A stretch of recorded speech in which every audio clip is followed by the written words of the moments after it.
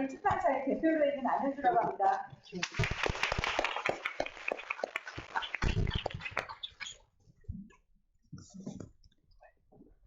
오늘 그 더 HR 변현배 대표님과의 저자와의 토크에 귀한 시간 내서 와주셔서 너무 감사드리고요. 아마 여기 오신 분들께서는 대표님과의 인연이 있으시거나 아니면 HR 종사자이시거나 HR을 고민하시거나 더 나은 HR을 위해 연구하시는 분들이 오셨을 거예요. 아마 기업에서 그 어떤 부서보다도 HR이라는 주제가 굉장히 중요한 주제라고 생각합니다. 왜냐하면 기업의 HR이 바뀌면 교육이 바뀌고 사회가 바뀌고 인간의 삶이 바뀌고 미래가 바뀌기 때문입니다. 아마 이 자리에 오셔서 더 HR에 대해 토크하고 싶고 그것에 대해서 자세히 연구하고 싶으신 여러분들은 정말 멋진 분들이라고 다시 한번 생각하고요. 이런 그 바쁘신 시간을 이렇게 내주셔서 와주셔서 너무 감사드립니다. 많은 분들께서 어떻게 변 대표님이라는 분을 너희 출판사에서 출간하게 됐느냐라고 물어보시는데요. 제가 저희 출판사에서 HR 관련된 책들을 많이 내고 있어서 기존 저자님들의 추천사를 많이 써주셨고 그리고 또 제가 테헤란로에 있는 북세즈라는 서점의 도서 부분 대표로 있을 때 저희 그 독자 고객으로 오셨었어요. 이제 고객님이셨는데 오시면 항상 굉장히 많은 책을 사서 읽으시고 공부하시고 하셔서 제가 가장 기억에 남는 독자 고객으로 생각하신 분이었는데 알고 봤던 그래서 이제 서로 굉장히 반해서 제가 먼저 인사를 드리고 말씀을 나누었는데 변 대표님께서는 뭐 르네상스적인 분이시더라고요. 몸짱이시고 패셔니스타이시고 와인에 대한 전문가이시고 수학과 과학에 대해 덕후이시고 그리고 또 HR 관련된 일을 하시는 분이셨어요. 그래서 저희가 너무너무 많은 콘텐츠가 있어서 다 책으로 내자 그랬더니 나는 그중에서 HR 제일 먼저 내야 한다. 나의 정수는 HR이다. 그래서 저희가 제일 첫 번째 책으로 HR이라는 책을 선정해서 이번에 출간하게 됐습니다. 오늘 너무나 좋은 내용들 많이 토크 있으실 것 같고요. 오늘 전체 사회를 맡으실 분은 원래는 아역 배우 출신이신데 지금은 KBS 라디오 경제 세미나의 작가님으로 계시는 김성애 작가님을 소개하겠습니다. 큰 박수로 환영해 주시기 바랍니다.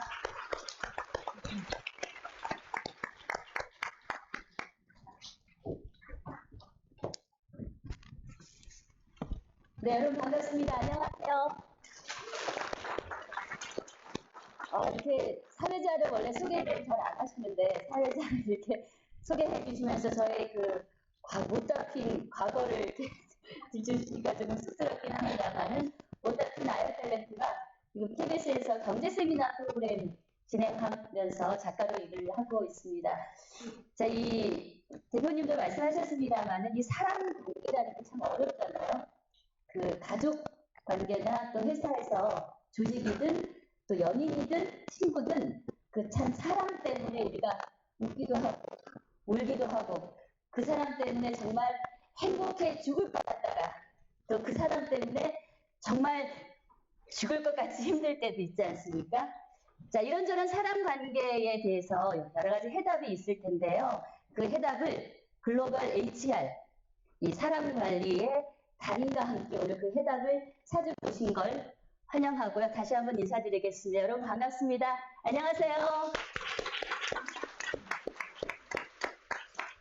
저희 경제세미나라는 프로그램이 주말에 토요일 일요일 날 KBS 일라디오 97.3MHz를 통해서 나가고 있는데요. 여러 연사들의 아주 유명한 세미나들을 취재해서 방송을 하고 있어요. 근데 변현배 대표님이 얼마 전에 6월 달에 저희 방송이 나갔는데요. 정말 굉장히 반응이 뜨거웠습니다. 왜냐하면 뭐 HR 너무도 잘 아시겠지만 휴먼 리소스라고 해서 HR이라고 부르지 않습니까? 그래서 굉장히 반응이 좋아서 이렇게 북콘서트를 하신다고 해서 KBS가 조금 스쿨을 하나 올려놓게 되었고 그래서 제가 오늘 영광스러운 자리에 이렇게 진행을 맡게 되어서 참 감사하게 생각합니다. 자, 여러분의 여러 가지 고민들 오늘 이 HR 사람 관리의 달인과 함께 뜻깊은 시간을 한번 풀어보시면 좋을 것 같습니다. 자, 먼저 오늘 이 서평을 위해서 이동우 도서평론 마스터가 준비하고 계시는데 모시도록 하겠습니다. 여러분 큰 박수로 환영해 주시면 대단히 고맙겠습니다. 제가 간단하게 소개해 드리자면요. 이동우 교수님 굉장히 잘생기셨어요. 그렇죠? 그리고 미혼이세요. 혼나는다. 제가 화석에서 살짝 들은 얘기라 조금 공개하겠습니다. 제 마음이죠, 뭐 그렇죠? 네. 네. 혼나든 말든 저는 고려대학교하고 아무 상관이 없기 때문에 우리 이동우 교수님은 지금 고려대학교 고령사회연구원 교수로 재직하고 계시고요. 여러분들 너무나 잘 아시는 삼성의 세리 CEO 북클럽 진행을 하고 계시고 또 연합뉴스 경제뉴스에서 매주 새로 나오는 책을 대상으로 이동우의 비즈니스 인터뷰 진행자로 활동하고 있습니다. 가까이에서 보시면은요, 약간 김국진 씨 느낌도 나고요. 그리고 여러 가지 연예인들의 얼굴이 컨비네이션을 담겨 있는 정말 선물 세트 같은 남자니까 얼굴을 찬찬히 보시면서 오늘 서평 함께 들어주시면 또 색다른 재미가 있을 것 같습니다. 자, 군더더기 없이 깔끔하게 전달하는 요약 정리의 고수라는 평가를 받고 있고요. 나는 심플하게 말한다, 미래를 읽는 기술 등 책을 12권이나 쓰셨어요. 그러니까 연애하실 시간이 없었을 것이라고 짐작하겠습니다. 여러분 큰 박수로 환영하겠습니다. 네.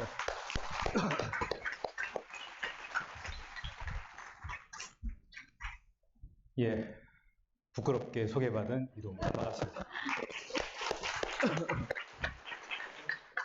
저는 제가 서평 담당을 했고요.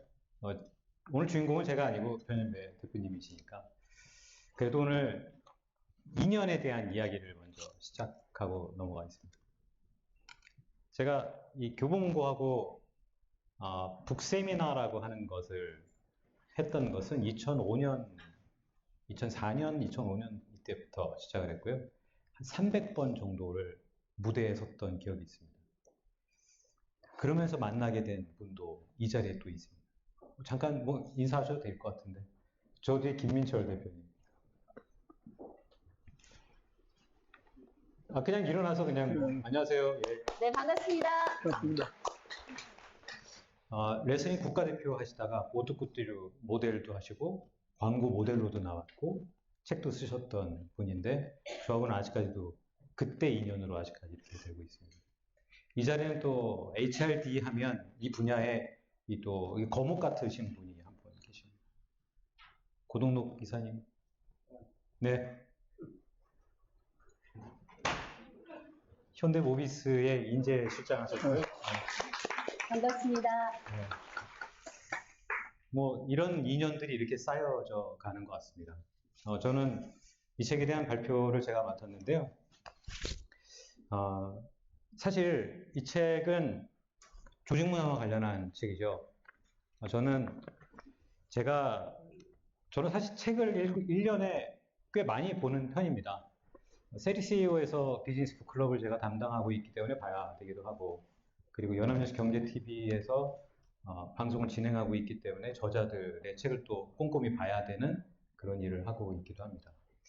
이 책을 처음 봤을 때 어떤 기분이었냐면 한국에도 이런 HRD 분야로 이렇게 책을 쓰시는 분이 계시는구나 라는 게 너무 반가웠고요. 그리고 그분의 제가 알고 싶었던 것이 한 두 가지가 있었는데 이 흰머리는 도대체 왜 앞에만 있는 거지? 방송에 오시면 꼭 여쭤봐야겠구나 라는 생각을 하기도 했습니다. 그거는 이따가 직접 들으십시오. 그리고 이 책을 왜 쓰게 되셨냐 이런 부분도 사실은 궁금했습니다. 첫 책입니다. 근데 우리나라의 이 부분은 사실은 좀 블랙박스에 해당될 수 있겠지만 우리나라의 저자분들께서 책을 처음부터 끝까지 완성을 하는 사람들은 10명에 9명이 안 됩니다. 바꿔 말씀드리면 10명에 9명은 자신의 책을 처음부터 끝까지 완성을 하지 않습니다.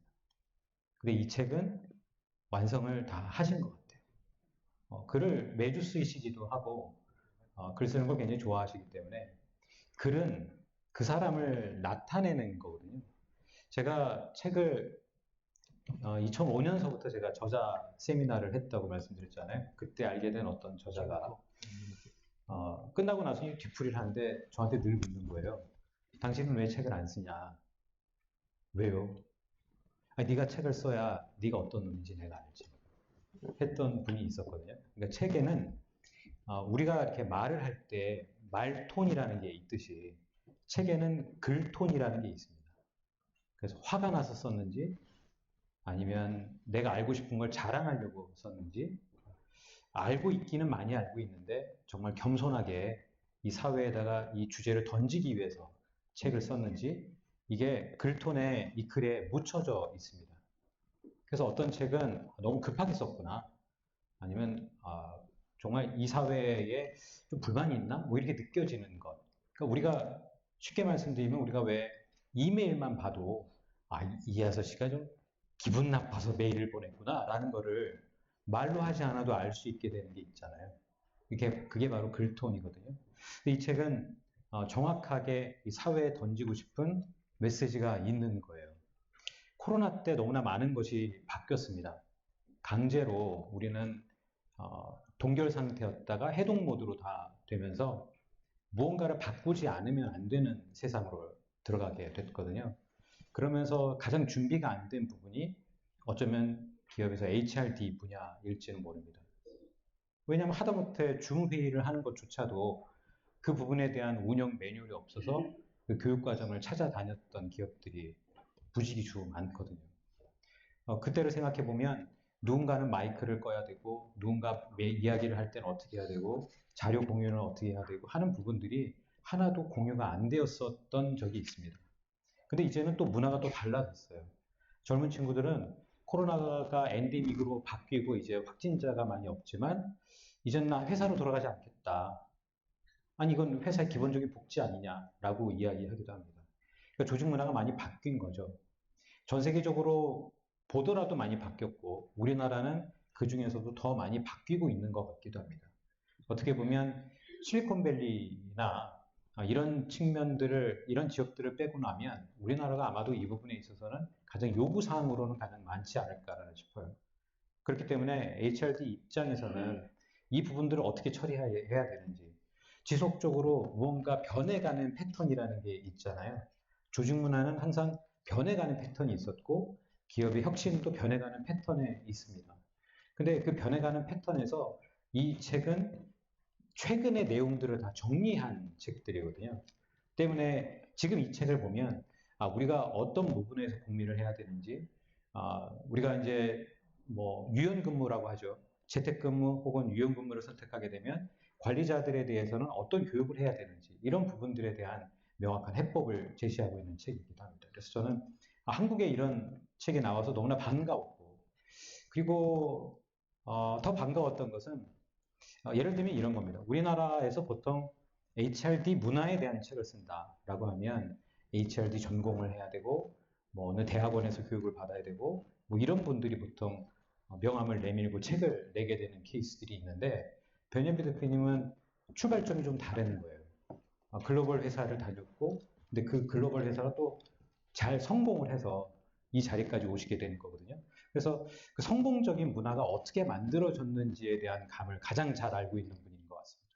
그래서 저는 오늘 이 자리가 매우 뜻깊은 자리가 될 거라고 생각하고요. 제 시간이 이제 거의 다 됐죠. 마지막으로 오늘 좀 이따 그 변예배 대표님과 토크를 나누시는 분이 이중학 교수님인데요. 이중학 교수님도 저하고 방송을 최근에 같이 했던 분입니다. 그래서 세상은 정말 좁구나라는 생각을 하게 됐고요. 여러분들께서 오늘 들으시는 이야기가 어떤 이야기라도 아마 크게 도움이 되실 거라고 생각하고, 그리고 이 자리에 참석을 이렇게 하신 것 자체가 책에 관심이 있고 저자의 이야기에 관심이 있으신 거잖아요. 책에는 똑같은 이야기가 두 번 실릴 수가 없습니다. 하지만 저자 강연회는 똑같은 이야기가 여러 번 반복될 수 있다는 점도 기억해 주시면 좋겠고, 그리고 이런 자리에 참석을 하시게 되면 여러분들도 언젠가는 저처럼 책을 쓰게 되는 저자가 되실 수 있지 않을까라는 생각이 듭니다. 아무튼 저는 여기서 마치겠습니다. 고맙습니다. 네, 고맙습니다. 역시 책도 멋지지만요, 서평도 멋지게 책을 열어주셔서 더 HR의 책에 대한 관심과 우리 변현배 대표님에게 대한 관심이 더욱 쏠리지 않을까 그런 생각이 드는데요. 자, 저자와의 토크 준비하는 시간에 잠시 제가 오늘의 주인공을 소개를 해드리자면, 제가 뒷조사를 좀 많이 했습니다. 이분이 앞머리가 보통 뒷머리가 희잖아요. 앞머리가 혀요. 조금 있으면 앞에 나오실 텐데 그 답은 저는 알고 있습니다만 안 가르쳐 드릴 거고요. 나중에 플로어에서 질문 들어오면 전 대표님께서 직접 설명을 하실 거라고 생각하고요. 이분이요, 정말 못하시는 게 없습니다. 그리고 조금 속된 말로 말씀을 드리자면 오지랖퍼시고요. 정도 많으시고요. 사람도 좋아하시고요. 그리고 그 나오시면 이제 보시면 아시겠지만 몸이 굉장히 좋으세요. 그래서 그 뭐 수십 년간 육체를 단련해온 보디빌더세요. 그리고 40회 가까이 마라톤 풀코스를 저는 뭐 한 번도 못했는데요. 40회를 완전 마라토너인데요. 이게 또 젊으신 분이냐 하면 젊은 분이 아니세요. 제가 뭐 나이까지는 제가 공개하기가 조금 어렵기 때문에 그것도 직접 여러분께서 질문을 하시면 변 대표님께서 말씀하시리라 생각하고요. 그리고 뭐 태권도, 유도, 권투, 합기도, 그 러시아와 이스라엘의 특공 무술까지 호기심을 가지신 무도인입니다. 그리고 와인 칼럼니스트라는 건 알고 계시죠? 그리고 와인도 잘 드세요. 같이 한번 마셔봤는데, 그리고 와인에 대한 조예가 있어서 와인의 맛뿐만이 아니라 그 와인이 갖고 있는 여러 가지 그 로맨스와 여러 가지 스캔들과 이런 서사를 함께 들으니까 와인이 더 맛있게 느껴졌습니다. 그래서 그분의 와인 칼럼을 한번 찾아서 읽고 싶다라는 생각이 들었고요. 그리고 사진도 너무 잘 찍으세요. 저랑 개인적으로 아무 사심이 없다는 것을 미리 말씀드리면서 사진도 잘 찍으시고, 그 설해마을에 피노라는 와인바를 13년간 하셨어요. 예전에 그 수요일에 빨간 장미를 아시죠? 젊으신 분들은 모를 수도 있겠다. 그분 이현도 씨인가요? 그분하고 함께 굉장히 절친이시라고 얘기를 했습니다. 자, 여튼 뭐 IBM이나 나이키, 모토로라, DHL, 이 쿠팡 직접 설립한 HR 전문 컨설팅 기업인 HR 솔루션의 대표를 거쳐서 현재는 배달의 민족을 운영 중인 우한 형제들의 계열사죠. 딜리버리 앤 대표로 일을 하고 계십니다.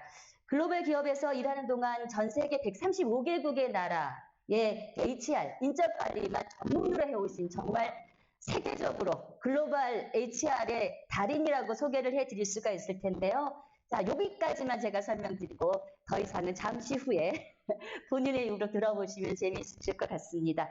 자, 그럼 저자와의 토크 두 분 모시도록 하겠습니다. 그리고 참고로 그 CEO 전문 채널인데요. CEO TV 유튜브로 지금 실시간으로 방송 나가고 있고요. 방송 후에도 유튜브로 업로드 되니까 주변 분들에게 많이 홍보해 주시면 우리 변영대 대표님 책이 더 많이 팔리지 않을까. 요때 박수 한번 쳐주시면 대단히 감사하겠습니다. 제가 지금 많이 길었습니다. 그러면 저자와의 토크 두 분, 이준학 교수님과 그리고 우리 변영대 대표님 무대로 모시겠습니다. 그럼 뜨거운 박수 보내주시면 대단히 고맙겠습니다. 자, 이 스크린 좀 올려주시고요. 스크린 좀 올려주시고요. 이준학 교수님은 너무 영하셔서 교수님이신지 대학원 선생님이신지 제가 몰라서 실수할 뻔했습니다. 네, 이준학 교수님 현재 같은 대학교 경영학부 교수시고요. HR을 학생들에게 가르치고 있습니다. 이 교수님은 기업 현장에서의 직접 경험을 바탕으로 특히 HR의 이 데이터 분석과 또 국제 경영과 국제 인사 조직 분야의 전문가인데요. 자, 오늘 이 배틀이 재밌을 것 같습니다. 전문가 대 전문가. 저는 양념으로 살짝 앉아 있도록 하겠습니다. 저자와의 토크 여러분 다시 한번 박수 보내주시면 대단히 고맙겠습니다.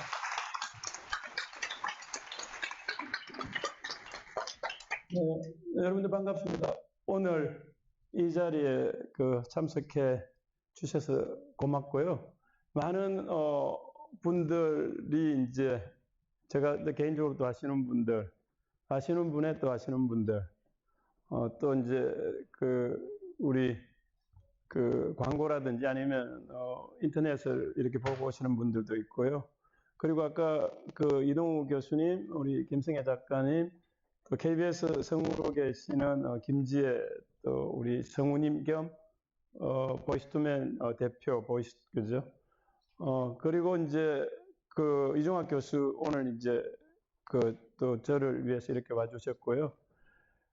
특히 이제 우리나라 재즈의 데모라고 하시는 우리 윤희정 선생님께서 사실은 제가 윤희 선생님한테 재즈를 배웠어요. 윤희 선생님이 우리 같은 재즈의 문예한을 한 4, 5개월 이렇게 빡세게 훈련을 시킨 다음에 이제 선생님이랑 같이 공연을 하는 재즈 프렌드라는 그게 있어요. 예전에 처음에 시작하실 때는 또 이제 뭐 유명인들, 뭐 이를테면 송일국 씨 같은 이런 연예인도 포함되고 저희들 같이 이렇게 이제 뭐 이렇게 회사 CEO라든지 이런 분들을 여하튼 훈련을 시켜서 되게 만듭니다. 그래서 저는 작년에 공연을 했었어요. 그래서 이제 제자가 또 북콘서트 한다니까 선생님은 오셔가지고 나중에 축가까지 불러주신다고 하거든요. 오늘 저를 위해서 이렇게 시간 내주신 많은 분들 정말 고맙습니다.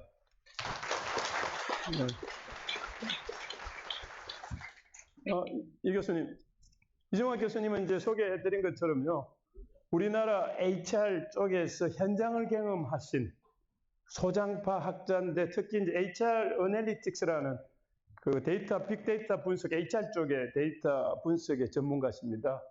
그리고 또 국제 HR 쪽의 전문가시기도 하고요. 따끈따끈하게 이번에 SHRM이라고 그 미국에서 전 세계적인 HR 컨퍼런스가 있어요. 거기를 참가하셨다. 어제 저녁에 들어오셨어요. 이것 때문에.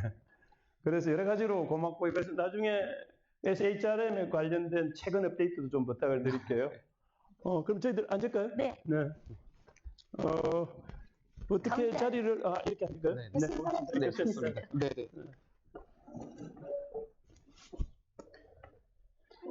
교수님. 너무 어색하네요. 사실은 제가 이런 자리인지 전혀 모르고 편하게 왔다가 조금이라도 복장을 신경 쓰고 올 거라는 생각과 함께 저는 이제 진행을 맡은 이종학이라고 하고요. 아마 오늘 제가 질문을 좀 주로 드리고 저희 대표님 말씀을 듣는 순서로 진행을 할 것 같습니다. 제일 먼저는 저희 이동우 저희 대표님께서도 질문하셨는데 처음 질문 이런 걸 좀 드리려고 합니다. 저희 대표님 혹시 이 책을 좀 쓰시게 된 계기가 어떤 게 좀 있으실까요? 사실 아까 이제 이동국 교수님이 아까 서평을 저는 이제 서평을 들으면서 책을 쓴 보람을 느꼈어요. 이제 책의 전문가이시고, 물론 개인적인 일 때문에 이제 저를 또 도와주러 오셔서 너무 또 그 부분에 감사를 드립니다만, 제가 이제 다국적 기업에서 오랫동안 HR을 했거든요. 그런데 어떤 순간 인연이 돼가지고 우리나라 이제 스타트업 회사에 HR을 하게 됐어요. 쿠팡. 이제 배달의 민족. 그죠? 그러면서 이제, 많은 질문들, 어디 CEO 대상으로 이제 강연을 할 기회도 있었고요. CEO들이 가진 이런, 고민들을 많이 들었어요. 그런데 이제 예전에 제가 컨설팅 회사를 할 때, 제가 그 소프트뱅크에 투자 제안을 받아서 이제 컨설팅 회사를 한 적이 있거든요. 그 당시에 받았던 질문들이 다시 되살아나더라고요. 그래서 그걸 이제 그때 강연이 끝나면은 남아 계셨다가 또 질문을 하시고, 그러다 어느 날 이걸 그냥 책으로 써서 그냥 뭐 이렇게 또 따로 제가 이렇게 만나지 않아도 이런 데 도움을 좀 드릴 수 있는 방법이 있을까? 그런 계기도 있고, 이제 두 번째는 여기 이제 우리 HR 예전에 저랑 모툴라에서 하셨던 우리 지금은 지휘에 계시는 장원아 우리 또 전무도 오셨고, 모토로라의 지금 월트 디즈니 아시아 패시픽 쪽에서 이제 상하이에 계시다가 지금 한국에 들어와 계시는 현지에 또 사비나라고 이제 모토로라에서 같이 근무하신 분들도 와 계시는데, 이제 이런 분들하고 HR을 하면서 HR을 하셨던 분 아니면 지금 하고 계신 분들한테 이제 선배로서 아니면 동료로서 제가 어떻게 보면 요약을 하고 조금이라도 이제 경험을 이렇게 이제 공유했으면 하는 그런 바람 거죠. 그 두 가지가 아마 이 책을 마칠 수 있게 한 동력이었던 것 같습니다. 고맙습니다. 아마 여러분들께서도 공감하시겠지만 저도 이 책을 입국할 때 딱 비행기 안에서 보기 시작했어요. 그래서 거의 이제 완독을 10시간 동안 이제 했는데 많이 배우고 저도 엄청나게 메모를 많이 했거든요. 이제 대표께서 말씀하신 대로 그 이유는 충분히 저희한테 많이 공감이 되지 않았을까 싶습니다. 저희 혹시 잠깐 질문이나 궁금하신 거 있으실까요? 여러분 질문, 사적인 질문도 괜찮으실까요? 위험하지 않으세요? 괜찮을까요? 사적인 질문도 좋고요. 책에 관련된 질문도 좋고요. 이게 회사에 계시는 분들은 또 회사 내에 HR이 궁금하실 거고, 저도 이제 가정을 갖고 있다 보니까 가정도 조그만 HR이 필요하더라고요. 아이들 다루는 것과 남편을 다루는 것들이 사람과의 문제잖아요. 저는 강연을 들으면서 저는 그렇게 적용을 해봤어요. 세미나를 들으면서 저는 교회 수요가 않고 주식이라는 들을 부각이지도 않기 때문에 가정에 적용을 해봤는데 그것도 저는 적용이 좀 되더라고요. 그래서 여러분들 그 개인의 경험을 만드는 HR 궁금하신 거 또 책에 읽으시면서 궁금하셨던 점 이렇게 그냥 우리끼리니까 편안하게 질문하실 때 살짝 손을 올려주시면 제가 얼른 달려가서 예, 하겠습니다. 네, 감사합니다. 네, 첫 번째 질문 받도록 하겠습니다. 다시 한번 일어나셔서 잘생긴 얼굴 보여주시고 그래요? 네, 뒤도 한번 돌아보세요. 앞에 계신 분들은 뒤를 돌아보시기 굉장히 무안하시거든요. 자, 소개 좀 해주세요. 네, 안녕하세요. 아까 우리 이동훈 교수님 잘 소개했는데 이름은 고동동이라고 합니다. 우리 변현배 우리 사장님하고는 제가 재작년에 HRD 그다음에 해가지고 그 유럽군과 ECS HR 포럼할 때 모시고 토론했던 적이 있어요. 그러니까 흔히 보면 이제 HR에 대해 정황이 있잖아요. 그걸 잘 정리를 하시는데 이 책을 쓴 이후에 대변인 책이 좀 비슷해요. 그것이 어렵습니다. 그래서 여기에 이렇게 반응이 안 돼 있어서 물론 그 생각을 하셨을 것 같은데 특히 요 근래 테슬라가 뉴럴 리크라는 회사가 있잖아요. 그 회사가 드디어 FDA에서 동물 실험을 떠난 사람의 뇌에다가 칩을 받는 것을 이 FDA가 6월 2일에 어프로브를 했어요. 그리고 지금까지 HR에서 사람 문제를 가지고 질문해서 심리학적, 그다음에 의료학적 어널리틱이 완전히 판박이고 그 시작합니다. 왜냐하면 사람의 생각, 뇌, 마음에 드는 이것이 뇌세포에서 어떻게 이루어져서 생각을 하고 계획을 하고 그래서 실행을 하는지 이런 세상으로 종합을 하는 것 같아요. 그럼 지금까지 HR에서 했던 고민을 보고 바로 판단하는 거예요. 제가 최근에 빅파이브라고 센터팀이 이 부분을 보고 설문으로 한 40분 걸렸거든요. 근데 뉴럴리크라든가 미국에 대해서 뇌를 MRI 찍으면 15분 걸리죠. 이게 200일. 그거와 연관해서 ChatGPT라고 하는 것이 질문하면 우리가 이 뉴럴을 추가했던 이걸 15분이면 다 해결해 주잖아요. 이런 거 관련된 이런 트렌드 관련해서 어떤 생각이 드시는지 좀 어려움을 처음부터 일단 고맙습니다. 우리 고동록 이제 이사님은 우리나라 HRD 쪽에 또 굉장히 오랫동안 종사를 해오시면서 지금은 또 그 한국 HRD 협회 쪽에서 일도 하고 계시고요. 오늘 참석해 주셔서 고맙습니다. 그 챗 GPT 부분은 저도 저 책에서 그 디지털 트랜스포메이션의 일부로서 이제 잠시 언급을 하고 지나갔습니다만 그 분야가 이제 하도 방대하기 때문에 이제 깊이 다루지는 않고 넘어갔습니다. 그래서 저도 사실은 챗 GPT를 여러분들 이제 4.0이 나왔잖아요. 근데 저도 굉장히 많이 사용을 해요. 그러다 보니까 어느 날 제가 이제 오픈 처음에 시작할 때 나왔던 걸 쓰다가 돈을 20불을 내라고 그래서 조금 아까워가지고 조금 버티다가 이제 돈을 내고 들어가야 되겠다 하고 결제를 하려고 보니까 제가 이제 하도 많이 이제 찾아보니까 리서치로 분류가 돼가지고 어떻게 무료로 이렇게 들여보내주더라고요. 그래서 저는 이미 쓰고 있고 이제 바드도 이제 쓰고 있는데 저는 저 자판을 한 5개국으로 깔아놨어요. 뭐 중국어, 일본어라든지 저희들이 이제 제가 특히 이제 와인 쓰거나 아니면 우리 HR 글 쓸 때 자료를 찾아볼 때 이제 많은 도움을 받고 현재 있고요. 실제적으로 이제 챗 GPT가 가져오는 이 부분은 현재보다는 앞으로 이제 후속 파장이 굉장히 이제 클 거라고 봅니다. 그 중에 이제 오픈 AI가 그걸 이제 어제 발표를 했죠. 실제로 현재 있는 AI 챗 GPT 기반인 이건 구글의 애플 앱 같은 그런 장터를 만들어 가지고 이제 바로 거기에 들어가면서 이제 실제적인 이런 여러 종류의 이제 서비스를 받을 수 있는 것까지 갔거든요.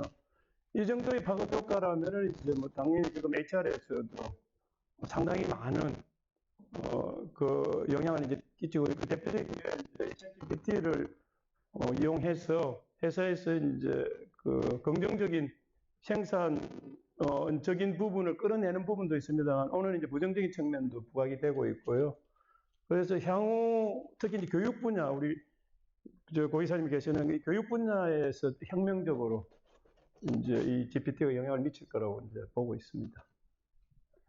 아마 여러 이제 고견들을 주신 것 같아요. 저희 대표님 말씀하신 대로 GPT라는 게 워낙 일하는 방식을 많이 바꾸고 있기 때문에 현장에서 이제 대표님께 실제 써보시고 여러 의견들을 좀 주신 것 같습니다. 저희 워낙 또 저희 이사님께서 그 시간이 있으시기 때문에 좋은 질문 해주신 것 같고요.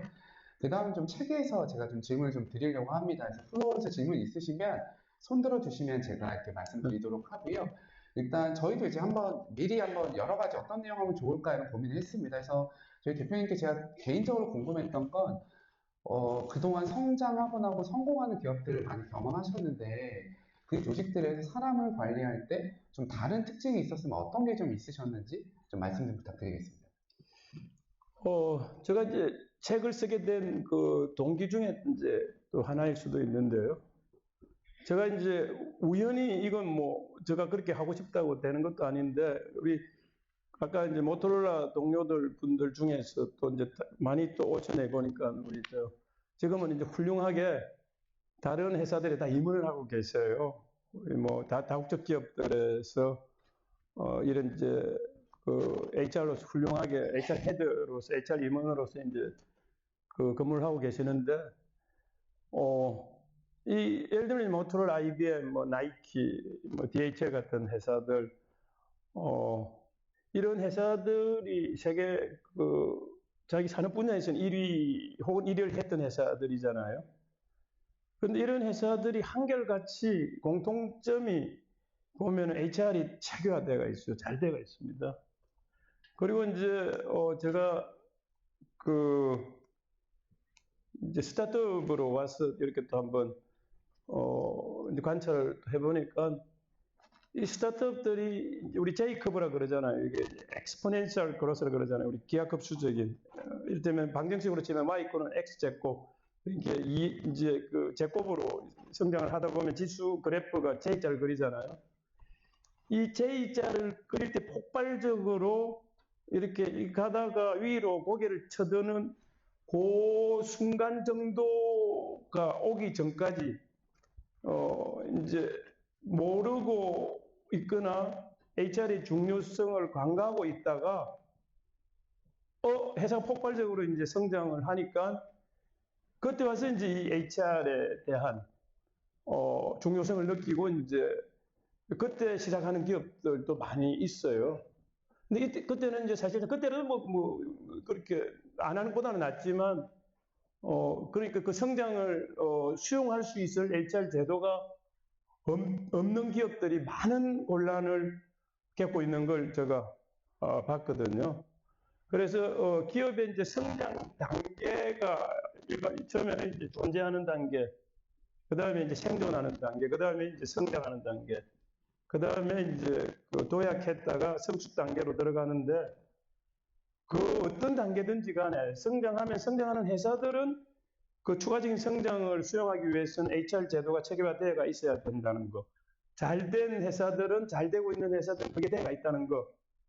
그리고 이미 성숙한 회사들은 그게 이제 사람과 마찬가지로 또 쇠락하잖아요.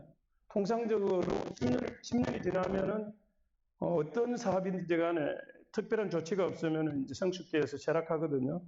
근데 어떤 회사들은, GE 같은 회사들은, IBM 같은 회사들은 어느 순간에 회사가 쇠락해 가다가 다시 올라가잖아요. 거기에 HR이 있더라는 거죠. 네, 그래서 HR이라는 거가 회사가 크면 클수록 이제 그때 HR은 좀 역할이 다릅니다. 성숙 단계에서 HR이 하는 역할은 거꾸로 권위주의적이고 복잡한 걸 드러내는 역할을 한다면 초기 성장하는 곳에서는 체계를 만들고 더 큰 성장을 수용할 수 있는 체계를 만든다. 그런 측면에서 양쪽 다 HR이 중요하다. 이렇게 이제 보는 겁니다. 아마 그 대표님 말씀 주셨던 부분들에서 가장 중요한 건 그런 것 같아요. 이제 단계별로 HR의 역할과 필요한 영역이 좀 다르다라는 건데, 요즘 이제 제가 이번에 SHRM 가서 혹은 이제 제가 하는 분석에서 좀 흥미로운 거는, 사실 구글이라는 회사를 저희가 굉장히 혁신적인 회사로 알고 있잖아요. 근데 그 구글의 회사의 데이터를 잘 뜯어보면 구글의 조직 문화가 저희 대표님 말씀하신 대로 생각보다 그렇게 혁신적으로 모든 게 제도가 운영되는 게 아니라 제법 대기업스럽고 수직적이고 보수적이라는 측면들이 많이 있습니다. 이런 것처럼 성장 단계에 따라서 HR의 모습이 다르고 그게 기업의 성과 달성에 좀 기여하는 모습이 좀 다르지 않을까, 이렇게 아마 말씀을 좀 요약할 수 있을 것 같아요.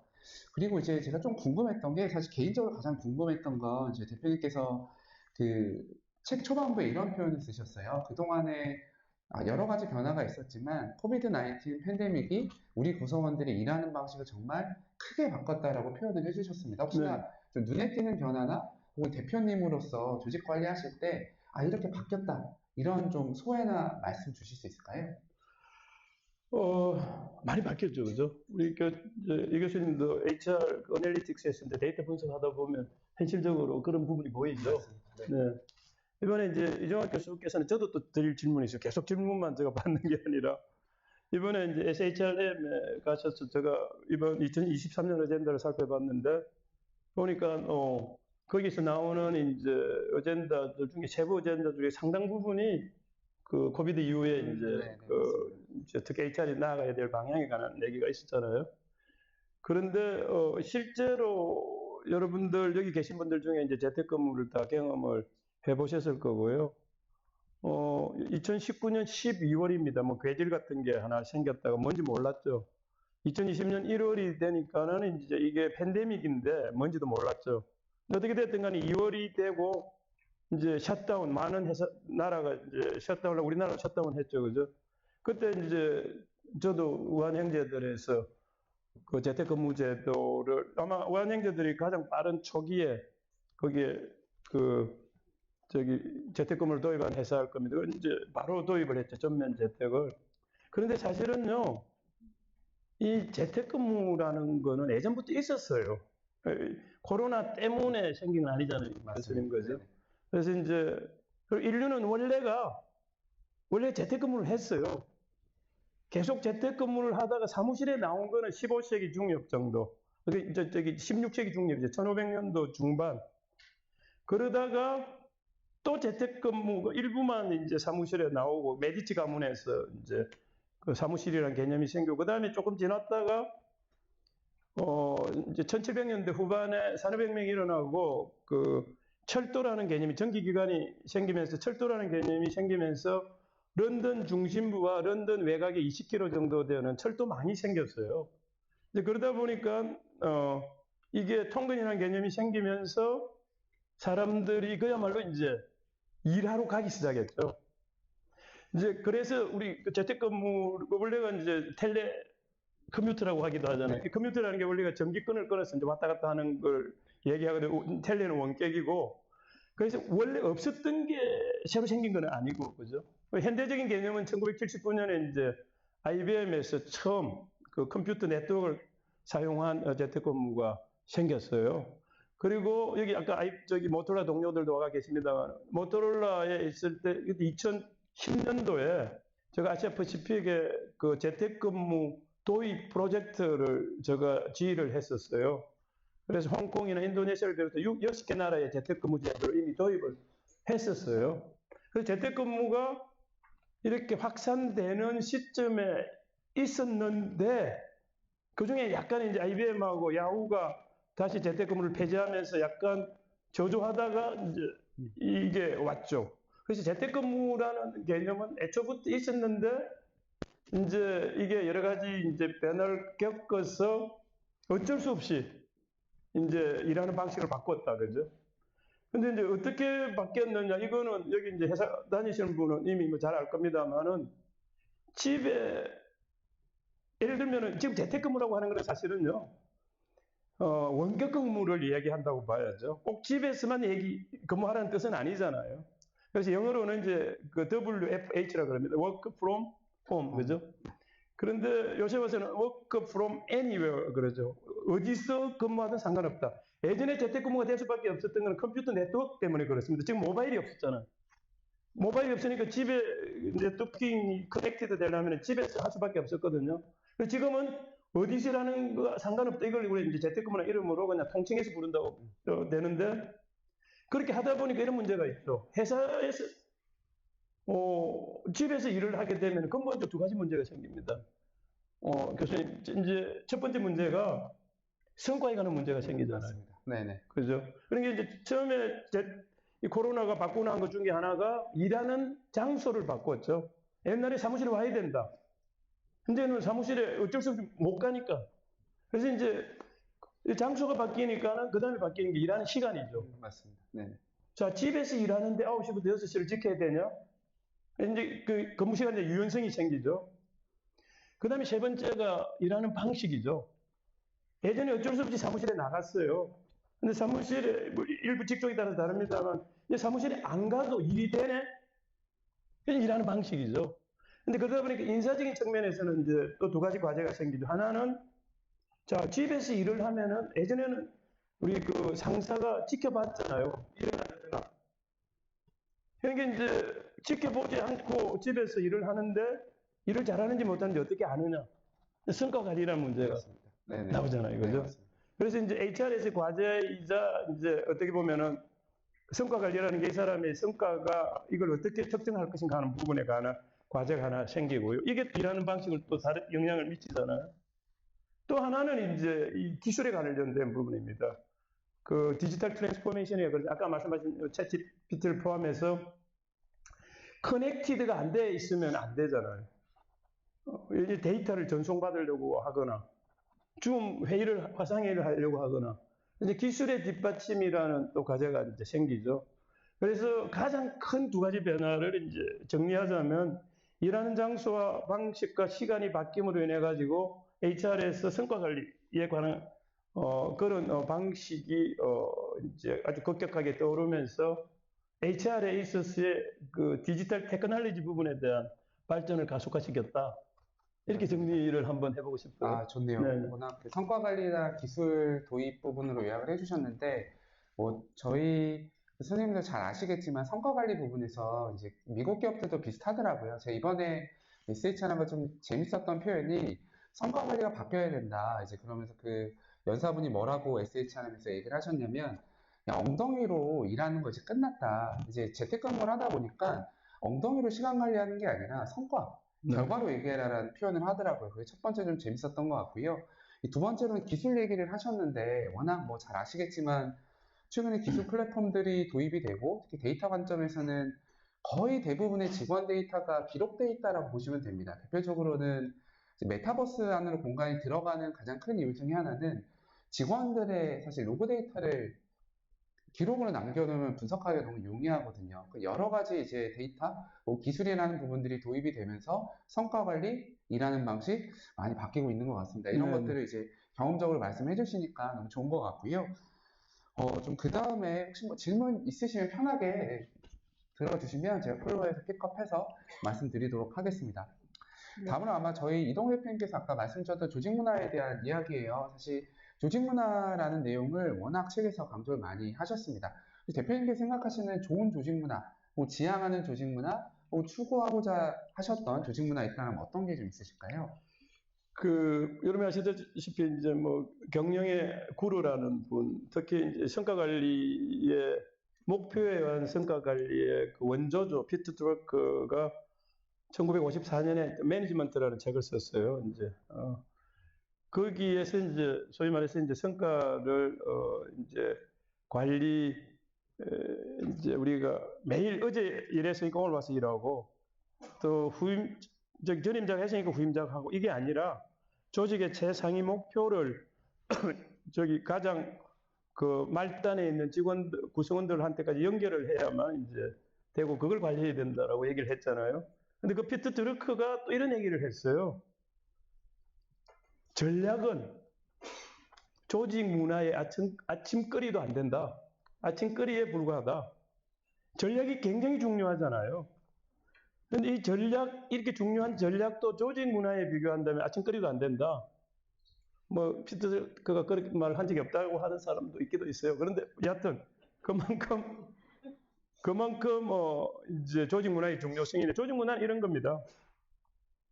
어떤 이제 구성원들이 회사에 나와서 행동을 할 때, 이렇게 해도 될까? 저렇게 해도 될까?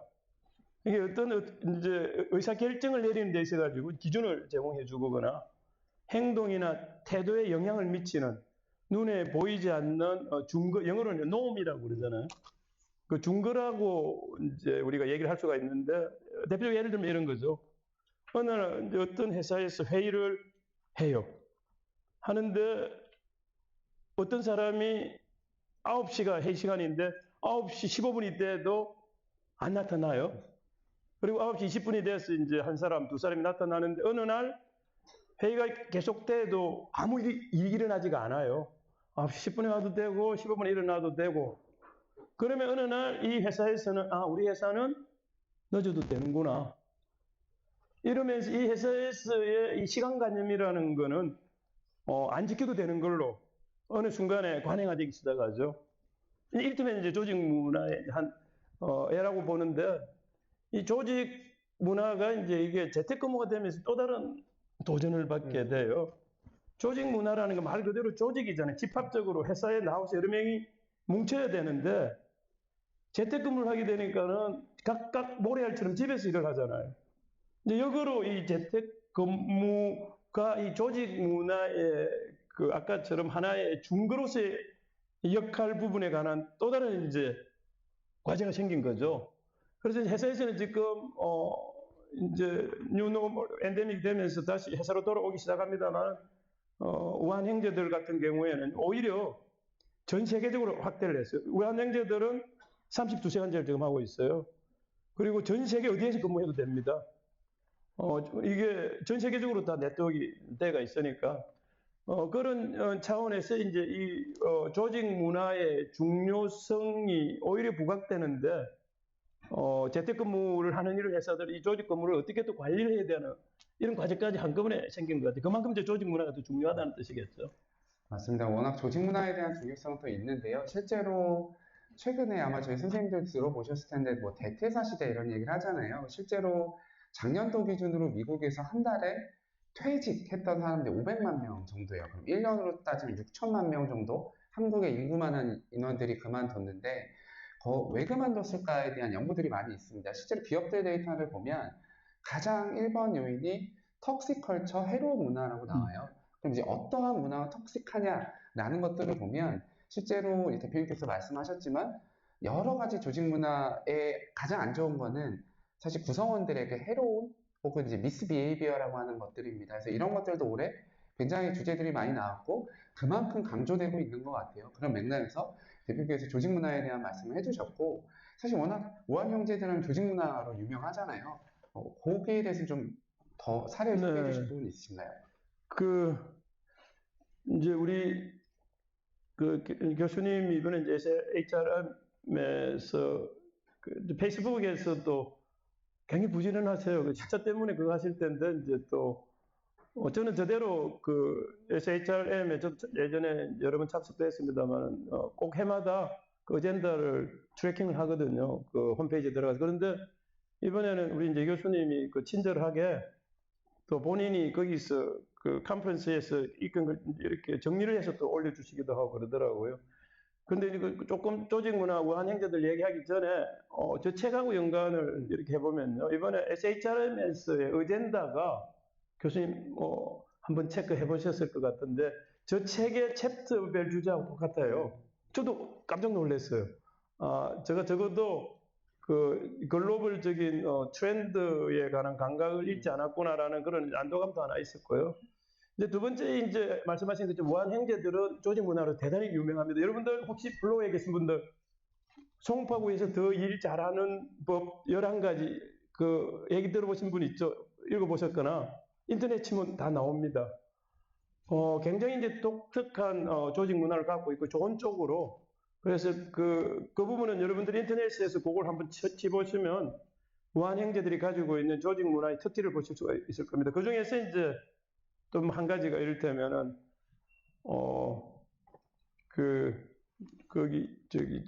계단에 이렇게 써놨어요. 엄마가 하지 말라는 건 하지 않는다. 그 다음에 최고가 돼서 떠나라.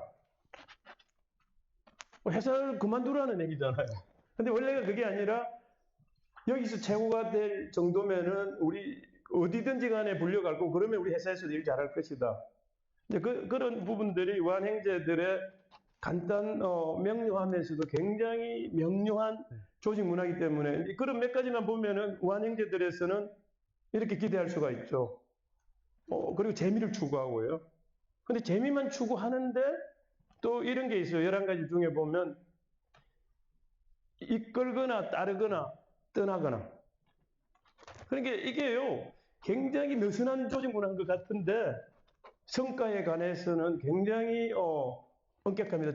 저 후계자로 제가 경영으로 나오면서 이제 후계적 성격에 따라 가지고 30대 후반의 여성 제가 좀 뽑을 때는 매니저도 아니었지만 굉장히 유능한 분이 계셔요. 우리 우한 형제들의 조인 하실 때는. 그런데 굉장히 많은 제도를 이분하고 제가 같이 이 보상 담당으로 오신 분인데 만들었어요. 근데 능력이 있잖아요. 그러면 나이, 성별 이런 거 안 따집니다. 그래서 그분이 이제 저 이제 후임 인사 책임자가 되고 지금은 이제 부문장이 되셨어요. 그럼 이게 어떻게 보면은 대표적인 성과 관리의, 성과주의의 조직 문화잖아요. 맞습니다. 그래서 아까 말씀하신 것처럼 이제 각 회사가 가지고 있는 그 특징을 아주 한마디로 조직 문화에 대한 좋은 쪽으로 해석하고 싶어요. 맞습니다. 그 애가 이제 그 우한 형제들의 사례로 저는 굉장히 자신있게 얘기될 수 있을 것 같아요. 워낙 정리를 잘 해주신 것 같아요. 사실은 저희가 좋은 조직 문화다라고 하면 통상적으로 얘기하는 게 수평한 조직 문화, 말랑한 조직 문화 이런 것들만 표현을 하시는데 가장 많이 놓치고 있는 게 결국 조직은 성과나 목표를 달성하기 위해서 존재하는 곳인데 그걸 많이 놓칩니다. 그래서 예를 들면 개를 데리고 와도 되고 치과가 있고 이러면 좋다라고 생각하지만 실제로 가장 중요한 포인트는 성과를 만들어내는가?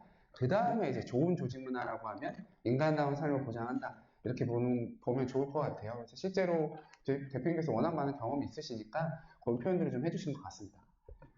혹시 대표님 저희 HR 안 하시는 분도 좀 오늘 오신 것 같아요. 네, 그런 네. 분들이 제가 조금 말랑한 질문을 좀 드리고 싶습니다. 근데 저희가 살다 보면 아까 저희 작가님께서도 표현하셨지만 조직 혹은 가정 내에서도 HR이 적용될 수 있어요. 가장 중요한 것 중에 하나가 저 사람 어떤 사람일까? 좋은 사람일까? 이런 사람을 보는 눈과 기준에 대한 나름의 노하우가 있으실 것 같은데 좀 어떤 게 있으실까요? 여러분들도 아마 여기 특히 이제 리더들 우리 이제 심지어 윤희정 선생님하고 이제 제가 재즈를 배우면서 제가 이제 재즈 배울 때는 정말 힘들었어요. 박자 맞추기 쉽지 않습니다. 근데 이제 제가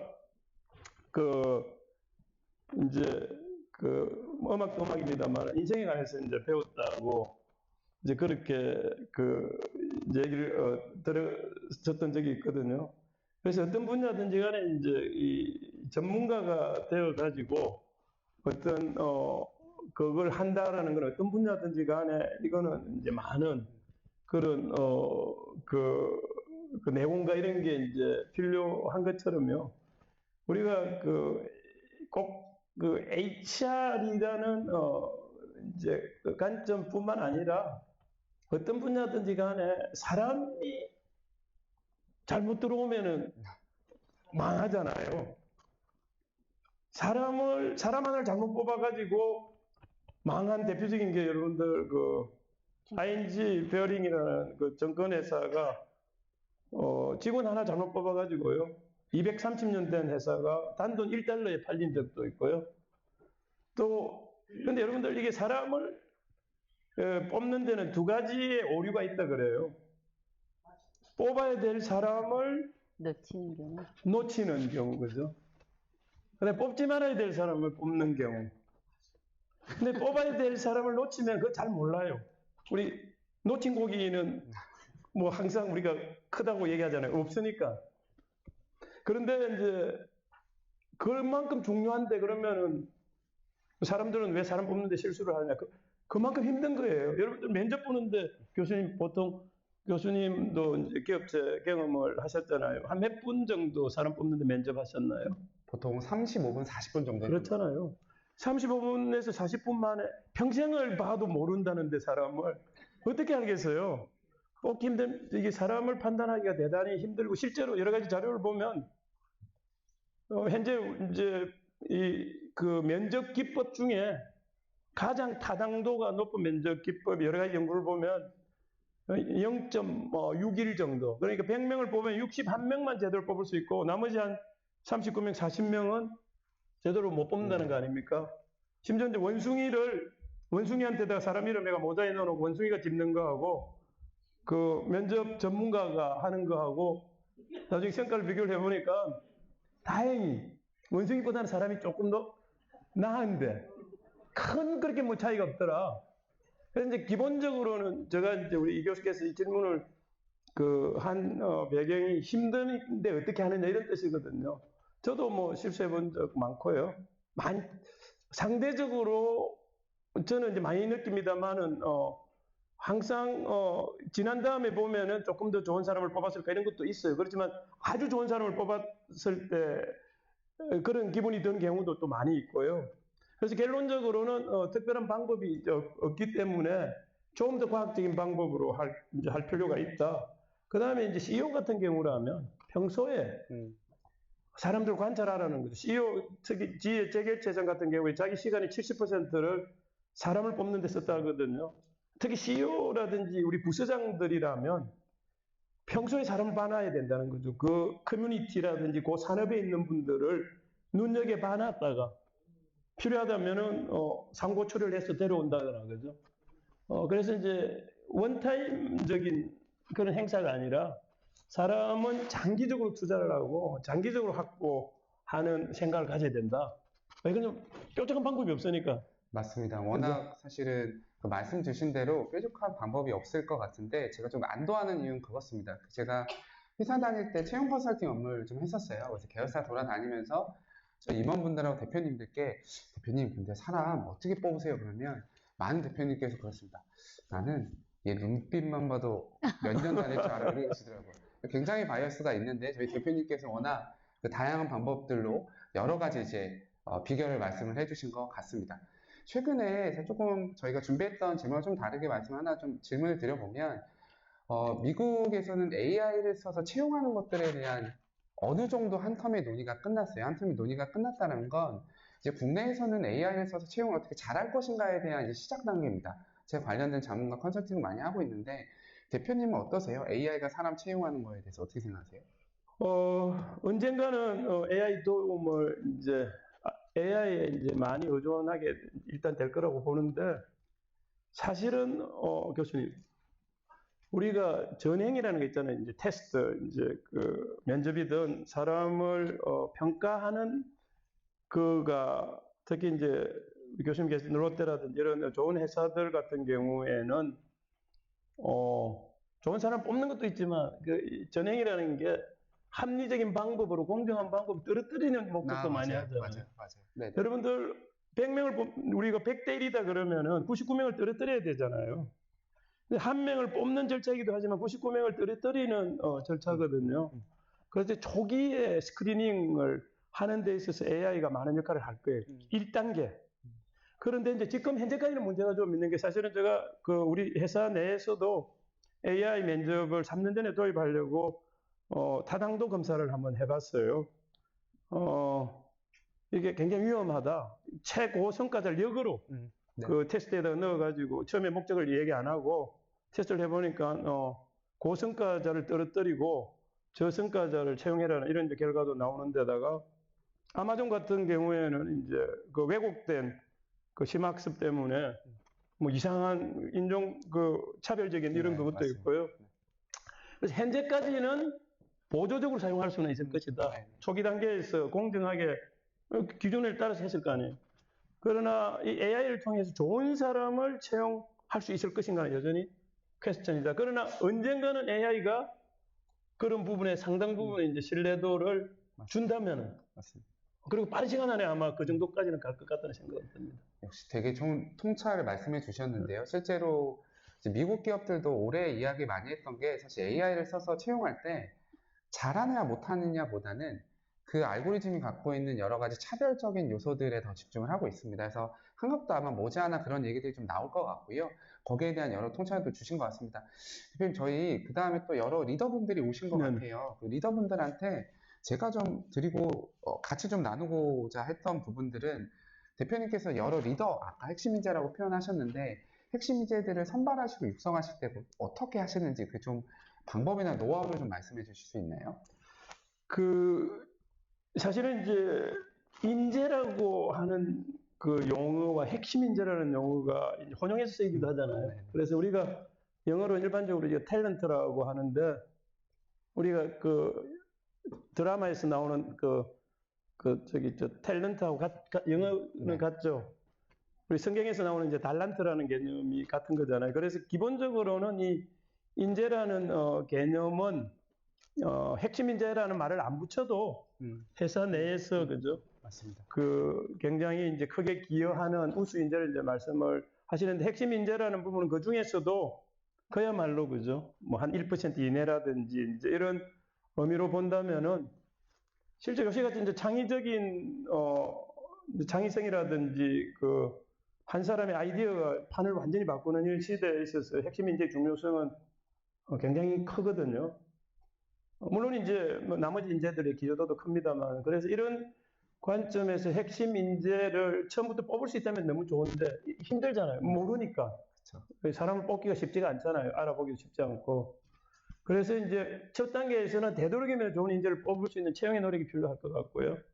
그 다음에 두 번째는 기왕 뽑은 인재들을 말씀하신 것처럼 육성하고, 그 다음에 이분들을 성장시켜서 이분들이 이제 인재가 되게 하는 방법이 있겠죠.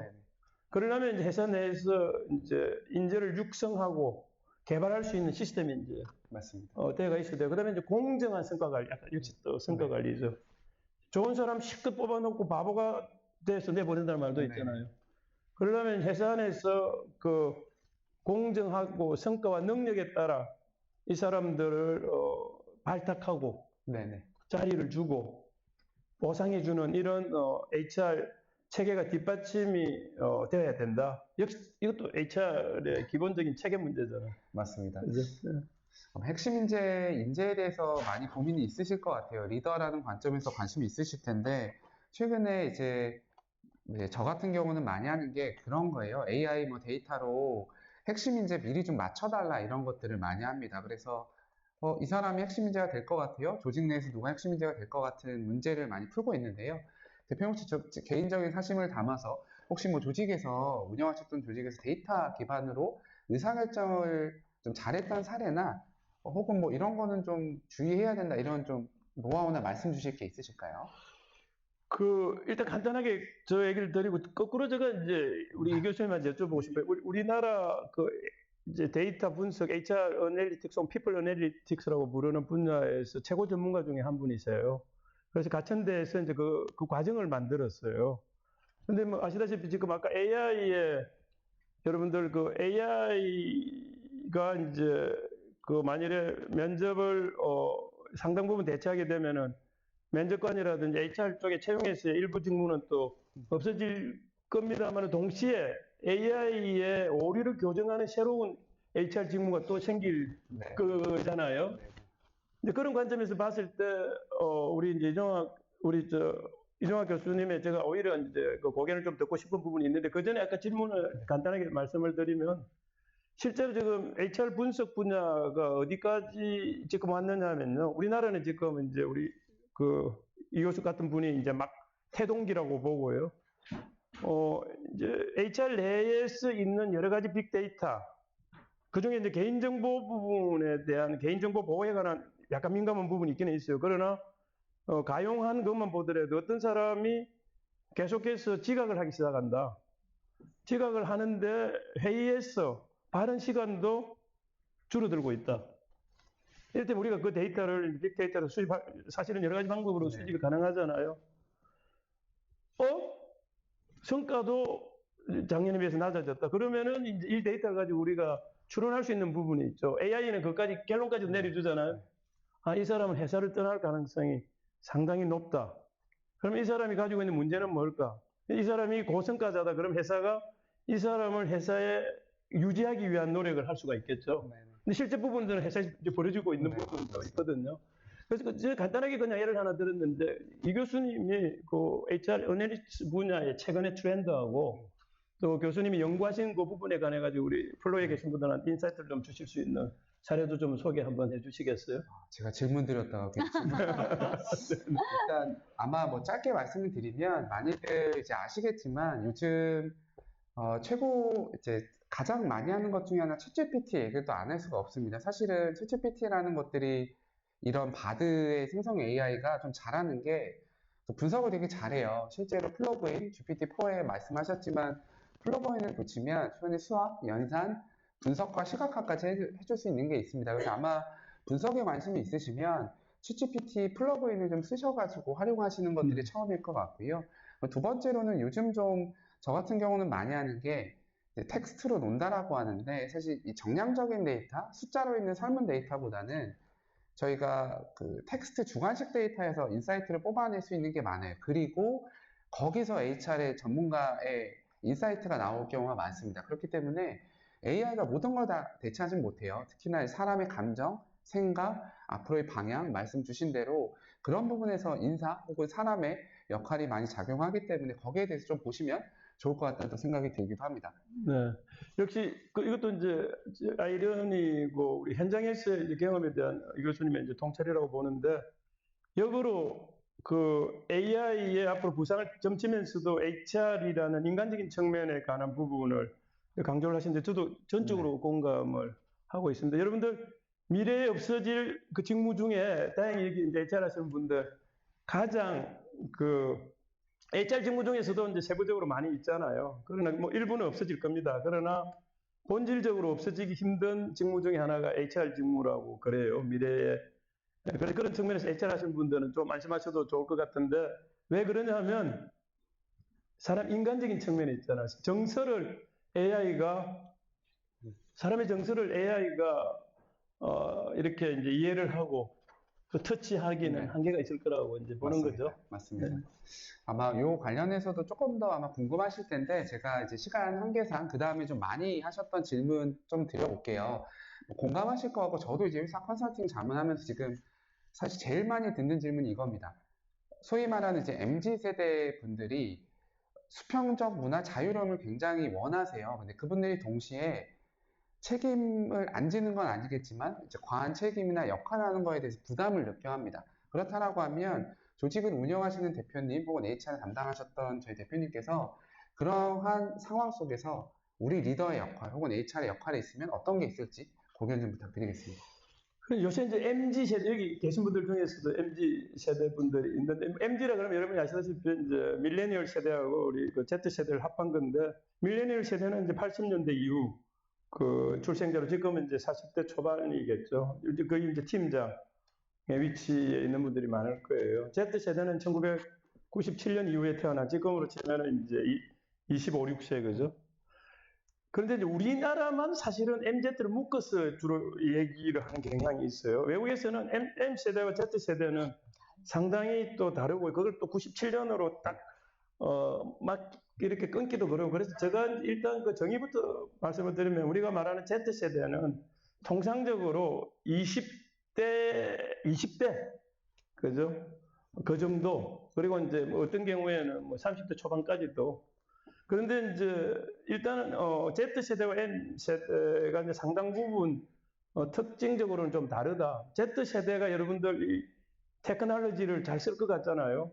소셜미디어나 이런 거는 대단히 잘 씁니다. 그런데요, 이 이메일을 쓰거나 소프트웨어를 쓰는 거는 대단히 미숙해요. 그리고 사람과의 관계가 미숙하고요. 그래서 특히 미국도 그렇고 우리나라도 그렇고 공통적인 반응이, 미국에서는 한 40%의 관리자들이 Z세대하고 일하기 힘들다라고 얘기를 해요. 이제 그런 관점에서 약간의 차이가 있다는 부분을 상기시키고 드리고 싶고요. 그 중에 이제 하나는 제가 여러분 교수님 플로우에서도 한번 질문을 드려볼게요. 자, 이게 어느 시대인지 한번 알아맞혀 주세요. 아빠. 이제 아빠가 애한테 얘기를 하는 거예요. 아들아, 공부 좀 해라. 네 보고 돈을 벌어 오라고 했냐? 뭐 아니면 먹이 살리라고 했냐? 그죠? 그리고 여러분들 이제 도자기 만드는 사람은 하루 종일 그 흙을 만져야지. 그리고 이발사는 고객 유치하러 다녀야 되지. 힘들다. 아빠가 좋은 공무원 학교 하나 알아봐 줄 테니까 거기 가도록 해라. 그러니까 아들이 또 아빠한테 편지를 보내요. 아빠, 좋은 구슬 목걸이 하나 사주세요. 안 사주면은 아빠라고 하지도 않을 거예요. 마음에 안 들면 반송할 거예요. 이게 어느 시대의 아빠와 아들에 대할 것 같아요? 상품 있나요? 상품 우리 아니 맞추면은 상품 드릴게요. 자, 언제 얘기인 것 같아요? 제가 그러면은 객관적으로 10년 전, 5년 전, 20년 전, 아니면 기타. 20년 전? 손을 드셔야 상품을 받지 않을까요? 손을 들고 말씀하셔요. 현재 4,000년 전에 메소포타미아의 점토판에서 나왔던 이 얘기예요. 그 두아게티라는 사람이 아들한테 보낸 점토판에서 나온 얘기. 무슨 말을 드리고 싶은지 아시겠죠? 4,000년 전이나 지금이나 기성세대가 보면은 젊은 세대는 버릇없고 마음에 안 드는 거예요. 근데 본질적으로 저는 같다고 보는 겁니다. 이를테면 요새 이제 MZ세대가 얘기하는 것 중에 하나가 공정을 얘기를 하잖아요. 그러면 예전에는 공정 없었어도 됐나요? 퇴근하기 전에 일을 던져주면서 일하라고 그래요. 예전에는 괜찮았나요? 예전에는 괜찮지 않았지만 그냥 사회적인 분위기, 회사 분위기가 그냥 애쓰하게 만드는 거예요. 근데 본질적으로는 가만히 있다가 왜 그 퇴근할 때 일을 줘요? 이건 합리성에 관한 부분이거든요. 그래서 저는 역으로요. 외국계에서는 그게 조금 덜 합니다. 그 문화적으로. 그 스타트업을 가니까는 문화가 굉장히 편했어요. 그래서 이제 그런 측면에서 이제 우리가 이제 MZ 세대의 기본적인 부분을 이해하는 게 필요하다. 그럼 MZ 세대는 그냥 아무 그게 없냐? MZ 세대의 특징 중에 하나가 사람 관계 있잖아요. 협업이 좀 서툴고 사람 관계가 서툴고 커뮤니케이션 의사소통이 서툴다. 그 얘기를 해서 잘 저가요 일도 있고 그런데 지금 얘기를 갑자기 주셔서 제가 약속이 있어서 이렇게 얘기를 하면 되는데 무조건 왜요? 싫어요? 제가요? 왜? 뭐 이제 이렇게 얘기를 이제 하죠. 그래서 MZ 세대는 이제 정중하게 그거를 위에 그 상사들하고 커뮤니케이션을 하고 하는 이런 어떤 노력이 이제 저는 필요할 거라고 보고요. 기본적으로는 다를 바 없다. 저는 그렇게 얘기를 하고 싶습니다. 워낙 그 고민들이 공통적일 것 같아요. 최근에 이제 기업들 제가 많이 풀고 있는 숙제가 다 그겁니다. 리더 하기 싫어요. 팀장 보임에 다들 팀장 하기 싫어해서 문제입니다. 결국 문제는 왜요? 라고 물어봤을 때 사실은 책임에 대한 부분도 있고 MZ 분들에 대한 관리도 있어서 아마 되게 중요한 이슈인 것 같아요. 저희가 이제 시간이 거의 다 돼서 제 마지막으로 질문을 좀 드려보려고 합니다. 사실 제가 꼭 드리고 싶은 질문이 두 가지가 있어요. 하나는 아마 공통된 질문일 겁니다. 대표님 왜 앞머리만 하얗신가요? 이 질문이 아마 제가 마음속에 있고요. 두 번째는 워낙 근데 다양한 활동들과 자기 관리 잘하세요. 시간 관리 비법 그 중에 어떤 걸 좀 들어볼까요? 둘 다 시간이 허락하면 들어보면 좋을 것 같은데 더 궁금해하실 머리에 대해서 제가 한번 여쭤보고 가도록 하겠습니다. 대표님 혹시 어떤 사연이 있으실까요? 이 머리는 우선 자연산입니다. 그래서 이제 제가 이 30대 후반에 앞에만 나더라고요.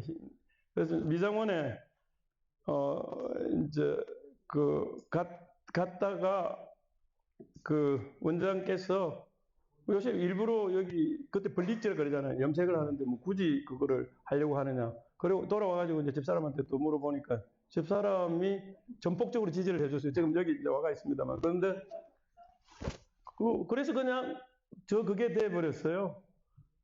그리고 나서 한 번은 이제 이게 개인적인 브랜드가 돼 버린 거죠. 그리고 저는 이제 HR이라는 관점에서 보면은 뭐 다른 직무도 마찬가지입니다만 번아웃 되면은 네네, 맞아요. 뭐든 하기 힘들잖아요. 일하기 싫으면은 뭐든 그렇잖아요. 우리 이제 제가 윤희정 선생님을 여러 가지로 존경합니다만은 존경하고 있는 가장 큰 몇 가지를 이렇게 꼽아라 그러면은 왕성한 활동력하고 체력이에요. 한 20곡을 넘게 그 2시간 동안 꼿꼿이 써서 이렇게 공연을 하는데 지치지를 않아요. 평소에 그 열정하고 이제 그걸 관리하는 부분 거죠. 그래서 HR을 어떻게 하려면은 이제 그 정신 건강하고 그죠? 육체적인 건강 둘 다. 근데 정신 건강에서는 HR 하는 사람이 정서가 불안해가지고 회사 가서 맨날 그래가지고 사람들을 어떻게 돌보겠어요. 그죠? 그래서 일단은 HR 하는 분은 정서가 촉촉해야 된다. 그래서 촉촉한 정서를 유지하려면은 자기 일 말고 인문학적인 이런 관심, 인문학적인 게는 예술도 들어가잖아요. 그래서 이제 그런 쪽에 있어서의 이제 개별적인 밸런스 이런 게 중요하지 않나 네. 그렇게 생각합니다. 우리 윤희정 선생님께서 계속해서 뒤에서 추임새를 넣어주시더라고요.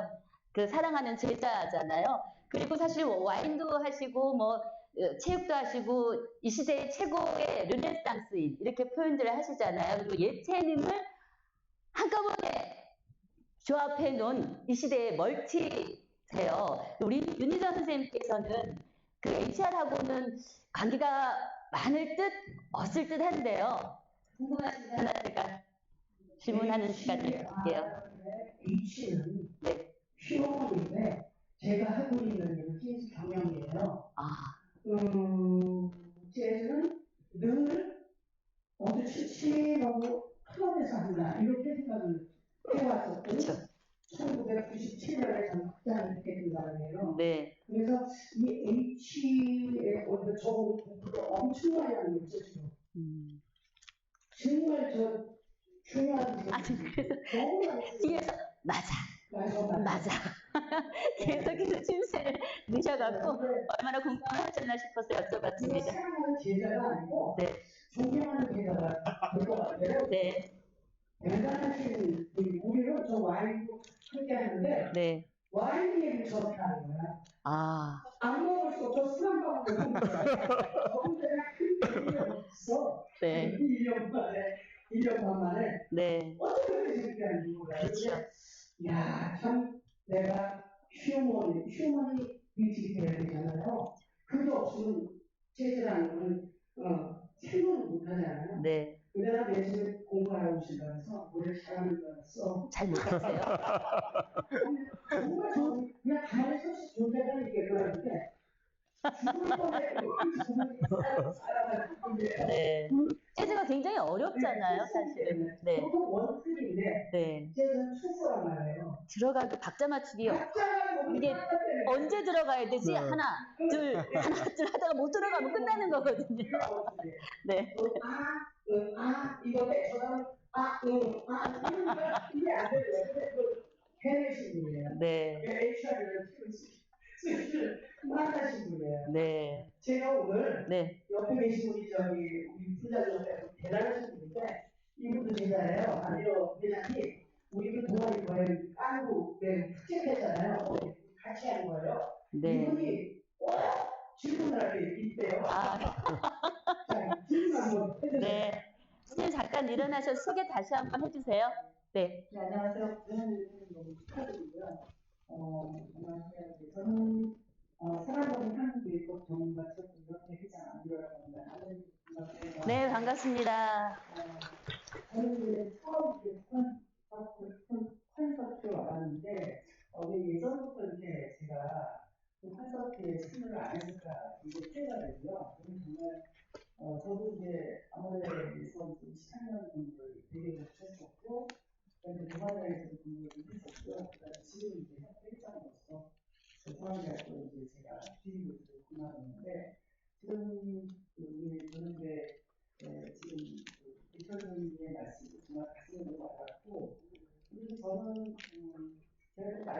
보니까 그래서 이 자본주의라고 얘기를 많이 하는데 아까 말씀하셨듯이 MZ세대라고 그런 갈등이 사실 좀 있어요. 근데 이게 뭐 큰 기업이면 사람들이 바꿀 수도 있고 그럴 수도 있고 또 다른 데 뭐 이동을 시킬 수 있지만 또 저는 이제 자본주의를 갖고 일하다 보니까 그걸 내보낼 수도 없고 그래서 자기네들끼리 싸우고 오늘 직원은 분명히 시장을 내보내는 걸 보고 차가 계속시키면 안 되는 거예요. 상당히 그런 위력만에 제가 고통을 겪고 있는데 앞으로 제가 해야 될 역할 중 하나는 오늘 기회를 통해서 앞으로 저희 협회 추천 보도를 1년에 한 10번 해야 되겠다. 첫 번째로 전일 대표님 고맙습니다. 추천 보도를 가지고 내 차에 대해서 다시 한번 공부를 해서 저만의 공부가 아닌 모든 사람들이 공부를 좀 하는 그런 기회가 꼭 되기를 바라고 그리고 아까 사실은 이번 굉장히 궁금했어요. 제가 사실 이동현 덕분에 제가 대표님 몇번 뵀을 때 처음에 딱 봤을 때 잊어버릴 수 없는 게 정말 독특하셨어요. 굉장히 멋지시지만 그 앞에 트레이드 마크가 너무 멋지셨어요. 다시 한번 축하드리고 앞으로 계속 저희 앞에서 좋은 말씀 많이 부탁드리고 오늘 저도 너무나 큰 공부가 됐고 저 사실 속도로 다니고 나가려고 했는데 자꾸 이성분이 제가 까무시잖아요. 무조건 일어나서 얘기해야 되는 용기를 내서 말씀드렸습니다. 오늘 얘기가 이성분이랑 저랑 같이 주말에 까무시게 있었잖아요. 오늘 너무 말해주셔서 죄송합니다. 네. 아유, 오늘 저기 마이크 안 드렸으면 어쩔 뻔했어요. 아니, 사실 책 23,000원인데 괜찮으시겠어요? 책 좀 준비해 주세요. 네. 고맙습니다. 혹시 추가로 질문 있으시면, 네, 저쪽에. 10건 가져가시겠습니다. 네, 고맙습니다. 회장님. 네. 네, 저기 질문 잠깐 하나 드릴게요. 네, 안녕하세요. 저는 신영여자대학교 경제학부에 재학 중인 정가현이라고 합니다. 네, 그래서 오늘 MZ세대에 대해 나왔는데 제가 01년생이라서 사회에서 소위 말하는 그 MZ세대는 이런 궁금증이 있구나 하고 들어가 주시면 감사하겠는데요. 오늘 강연 키워드가 재택근무와 인재였던 것 같아요. 그런데 책에서 자발적 몰입 구성원을 언급해 주셨는데 말 그대로 자신의 업무에 어떻게 스스로 몰입할 수 있는 구성원이라는 뜻인데 제가 생각하기에는 재택근무를 하면 조직 문화 형성에도 굉장히 어려움이 있어서 자발적 몰입 구성원이 비율이 좀 낮아지지 않을까. 그래서 재택근무에 대해 저는 그렇게 긍정적이지 않은 측면이 있는데 대표님이 생각하시기에 재택근무와 자발적 몰입 구성원의 상관관계는 어떻게 되시는지 여쭙고 싶습니다. 책을 다 읽으셨나 봐요. 대단하시네요. 네. 네, 얼마 전에 제가 그 숙명여대에서 이제 강의를 한번 했 적이 있는데 우리 여기 윤경희 교수도 오셨는데 그 굉장히 이제 핵심적인 상당히 그 심층적인 질문을 하시는군요. 일단 이제 재택근무의 생산성 부분에 관해서는 관심이 많을 거예요. 일단은 이제 선호도를 먼저 보면은 압도적으로 전 세계적으로 90% 이상의 구성원들, 직원들은 재택근무를 선호해요. 그런데 이제 의외로 또 우리 이제 사용자 쪽에서도 50% 이상, 뭐 여러 가지 조사가 조금씩 다릅니다만은, 재택근무를 이제 긍정적으로 보고 있어요.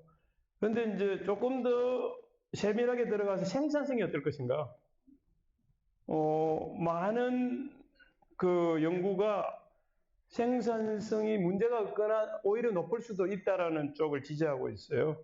물론 이제 반대 연구도 있습니다만, 그래서 생산성 쪽에 관한 연구에 있어서의 그 다툼은 크게 없는 상황이에요. 문제는 이제 직종별, 회사의 이제 문화별, 여기에 따라서 어떤 일을 할 수 있고 안 하고 이제 그런 문제만 있을 수가 있다고 보는데, 자발적 몰입하고 재택근무하고의 직접적인 상관관계보다는 이거는 재택근무든 아니든 회사의 이제 아까 인사 제도라든지 조직 문화가 오히려 자발적 몰입하고 더 관련이 깊다라고 일단 말씀을 드리고 싶고요. 자발적 몰입이 왜 중요하냐면 심지어는요, 영업인 경우에 자발적 몰입이라는 건 누구 안 시켜도 자기가 알아서 하는 경우입니다. 이 자발적 몰입자인 경우에는 영업인 경우에 가장 잘하는 최고 성과자인 경우에도 심지어 60%를 더 할 수 있다. 그러니까 이미 최고의 성과자인데도 불구하고 자발적 몰입을 하는 사람은 추가로도 60%를 더 잘할 수 있다고 할 정도로 굉장히 중요한, 여러분 아시잖아요. 누가 제가 아까 말씀하셨는데, 누가 시켰으면 저 죽어도 못했을 거예요. 뭐 그렇게 저 박자도 안 맞고 막 고생했는데 나중에 선생님이 결국은 이제 그걸 공연할 수 있을 정도로 사람을 만들어서 보내시더라고요.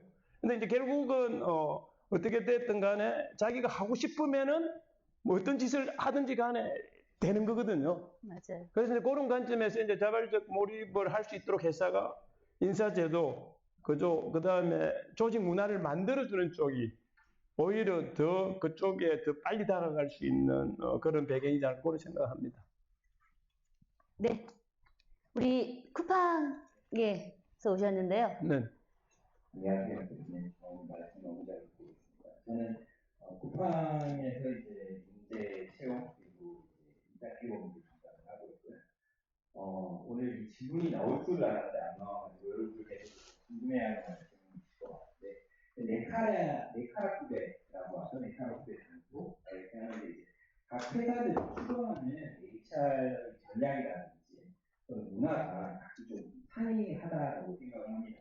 근데 저희 지금 이제 캐치프레이즈로 좁혀졌는데 성장하는 기업에는 성공한 HR이 있다라고 되어져 있는데 그 네카라 후배 단고 또는 이제 대표님께서 경험을 하셨던 두 개입니다. 이미 그리고 쿠팡의 그 보수 문화가 굉장히 다름에도 불구하고 업계에서는 각각 탑티어 글로벌에서 지금 성공을 하지 않았습니까? 그러한 다양한 조직 문화 그 안에서 이렇게 다양한 성공의 케이스들이 나오는 걸 보면 어떻게 보면 그 이상적인 조직 문화가 있다기보다는 그 기업의 전략을 지원해줄 수 있는 그 각각의 어떤 특징이 명확한 HR 조직 문화가 있는 것이 아닌가라는 생각이 드는데 거기에 대해서 그 각각의 조직 문화, 대표적인 이제 백민과 쿠팡을 경험하신 대표님의 생각을 좀 궁금하고 그 두 회사가 이제 뭐 모토로라든지 또는 IBM이라든지 IT와 같은 글로벌 기업으로 성공하는 데 있어서 필요로 하는 그런 DNA는 어떤 것이 있는지 어떻게 생각하시는지 의견을 여쭤보고 싶습니다. 네, 고맙습니다. 우선은 이제 제가 개별적으로 인연이 있는 분들이 많이 오셨는데 우리 구은서 대표께서는 아주 유명하시죠. 뭐 책을 25권 이상 쓰신 데다가 우리나라 그 노무사 쪽에서는 이제 훌륭하신 분. 저기 DHL에서 저랑 맨날 그 HR 문제를 가지고 뒹굴던 또 그 서일섭 대표께서도 나와 계시고요. 우선 김민석 그 상무는 이제 제가 개인적으로는 저 또 멘토 관계이기도 하고 개인적으로는 아주 또 친한 동생이기도 해요. 쿠팡에서 상무로 계시는데 그 핵심적인 질문, 우선 질문에 대한 요지에 대한 답을 드리면 동의합니다. 그래서 조직 문화라는 거는요, 구글이 다르고 또 그 여러분들 페이스북이 다르고요. 그래서 이제 각 그 상황이 있기 때문에 하나로 어디가 좋다 나쁘다 얘기하기 힘들다. 이제 그런 부분에 관해서 저도 좀 공감합니다. 그러나 그 중에서를 또 다시 나누면 보편적으로 좋은 건 있겠죠. 그러나 이제 그 몇 퍼센트로 나누기는 힘들어도 보편적으로 어디든지 간에 바람직한 조직 문화가 존재한다면 또 일부분은 그 산업과 회사에 맞는 조직 문화가 있을 거라고 보고요. 그래서 쿠팡과 배달민족은 각각의 산업이 다르고 또 그 이제 생태계가 다르고 그래서 각각의 이제 그게 다를 거라고 보는데 쿠팡은 여러분이 아시다시피 둘 다 이제 공통점은 J컵을 그리면서 아주 가파르게 성장한다는 공통점. 근데 이제 쿠팡은 이제 여러분이 아시다시피 뭐 이미 30조에 달할 정도로 대규모입니다만 또 이제 과감하게 어떤 걸 실행하는 전략으로 또 유명하죠. 쿠팡에 있어서의 성공 전략 중에 하나는 이제 피벗 전략이라고 하듯이 그냥 과감하게 치고 나가고 중간에 아니면은 다시 되돌아 나올 아마존식의 전략 같은 이런 부분은 쿠팡에서 이제 조직 문화로 자리 잡고 있잖아요. 이건 특히 스타트업에서는 대단히 저는 유용한 전략이라고 보고요. 이제 그런 피벗 전략 같은 데로 본다면은 이제 우한 형제들 같은 경우에는 이제 보면 그 안정적이고 초창기에는 피벗 전략을 우한 형제들도 사용했지만 이제 오히려 이제 사람을 그렇게 사업적으로 치고 나가는 쪽보다는 사람을 안정시키고 조직 문화에 조금 더 이제 주안점을 주는, 옳고 그름에 아니면 좋고 나쁨의 문제가 아니라 그런 차이가 있을 거라고 보고요. 그런데 현재로서는 각각 유효한 전략이라고 봐요. 그러나 이제 장기적으로 한 단계 더 성장을 하려고 그러면은, 그런 공통가치가 있다고 봐요. 안정되고 사람을 중시하고, 배대민족이든 쿠팡이든, 그런 이제 바탕은 이제 차차 양쪽 다 궁극적으로는 그 수준에 가야 된다라는 과제는 같을 거라고 봐요. 네. 더 있으세요? 시간 관계상 여기서 마무리해도 될까요? 네. 큰일 났네. 잠깐만요. 여기 9시에 문을 닫아야 돼서요. 그러면 이쪽 분 먼저 잠시만 기다려주세요. 알겠습니다. 콘서트에 굉장히 많이 오셨어요. 한 100명 정도 신청을 받으셨다고 얘기를 들었는데요. 너무 진지하게 네네. 함께 해주셔서 아주 행복하시죠? 예, 행복합니다. 여기 160명이 신청을 해주셨는데 못 오시는 분도 있고 해가지고, 네. 여기서 보니까는 상당히 많은 분들이 참석을 해주셨거든요. 고맙습니다. 네. 박수 한번 보내주시겠어요? 네. 네. 선생님 말씀하시죠. 오늘 콘서트에 참가하게 돼서 굉장히 의미 있는 시간을 보내고 있습니다. 저는 선별설계를 주로 기술로 하고 있는 IT 회사를 운영하고 있는 이선주이고요. 사적으로는 대표님께서는 13기 재즈, 저는 14기. 방금 2주쯤 전에 공연을 마친 학교는 14기입니다. 제가 회사를 운영을 하면서 공정한 어떤 평가와 그다음에 평가를 보상하는 부분에 대해서 고민이 항상 많은데요. 이 부분에 있어서 수치로 계산이 되는 그런 업무들을 주로 맡고 있는 그런 경우가 있지만 그 역할을 중심적으로 맡고 있는 경우가 있거든요. 정량적 평가나 그리고 정성적 평가, 수치로 나타내주는 것에 대한 평가나 아니면 그렇지 못한 것에 대한 평가, 이 부분은 어떻게 균형지게 잘 운영을 해야 우리 팀원들이 생각을 할 때 또 업무를 진행을 하는 데 있어서 가장 공평하면서 합리적인 평가와 보상이 될 수 있는지 그것에 대한 좀 힌트를 주시면 감사하겠습니다. 우선 상당히 전문적인 질문이고요. 이 질문은 우리 성과 관리나 이제 성과 평가 부분에서 가장 전통적인 질문 5개 안에 들어가는 질문이에요. 가장 많이 나오는, 특히 이제 HR 하시는 분들이 처음 HR 하시면서 하시는 질문인데, HR 출신이 아니시면서 굉장히 이제 심층적인 질문이신데, 우선은요, 꼭 정량화될 필요는 없다. 정성적인 부분도 목표가 얼마든지 수립이 가능하다. 그리고 이제 위에 보스들은 어떤 걸 어떤 식으로 하게 되면 할 수 있다라는 부분들을 대부분 알고 서로가 알아요. 그리고 이제 그다음에 이제 공정성인데, 제도적인 공정성하고 운영의 공정성이 있어요. 일단 제도적으로 최대한 공정해야 돼요. 세상에 완벽하게 공정은 없어요. 하느님만 빼고. 세상은 공정하게 하려고 하는 노력입니다. 노력을까지 해야죠. 제도적으로 노력을 해야 되고요. 제도가 만들어지면 그 다음에는 이 제도를 운영하는 사람입니다. 제도가 아무리 완벽하면 뭐예요? 운영하는 사람이 그걸 그대로 운영 안 하고 사심에 따라서 불공정하게 운영하면 또 안 되거든요. 그래서 그 두 가지 측면이 아우를 때 이제 공정한 평가가 나올 것이다. 우선 그 정도 말씀을 드릴게요. 네. 대단히 죄송한데요. 잠깐만요. 우리 여기 앞에 잠깐 네, 시간이 많지 않아서 한 분만 받고 끝나고 나서 사인회 하시면서 개인적인 질문으로 시간을 만들어 드려야 될 것 같습니다. 한 분만 우리 사단법인 여성자원본부의 우리 김근아 이사장님 간단하게 질문 받고 요건 마무리 짓겠습니다. 네. 못할 거라 생각해요. 그래서 저는 아직도 아무리 어떤 과제가 있거나 아무리 GPT가 유명해진다 하더라도 인간이 가진 이 마음, 아까 말한 그런 가치, 그런 서로의 같이 함께하고자 하는 그런 마음을 계속 유지하는 한 우리가 성공할 것이다, 행복할 것이다 하는 말씀을 제가 드리고 싶어서 일어났습니다. 네, 고맙습니다. 네, 고맙습니다. 이사장님 견해는 전적으로 공감하고, 아까 이제 저도 잠시 말씀을 드린 것처럼 AI가 간다 하더라도 사람이 사람을 케어하는, 그래서 HR 하시는 분들의 직업은 없어지지 않을 것이다. 이제 그런 관점에서 100% 공감을 하고요. 사람이 하는 노력은 이게 하도 이제 이게 우리 종잡을 수, 저기 이제 우리 또 개인적인 후배고 아끼는 우리 동생이 한 분 와가 있는데, 김민철 대표 아까 이동욱 교수가 소개하셨던 분이 우리 국가대표 예를 들면 레슬링 선수거든요.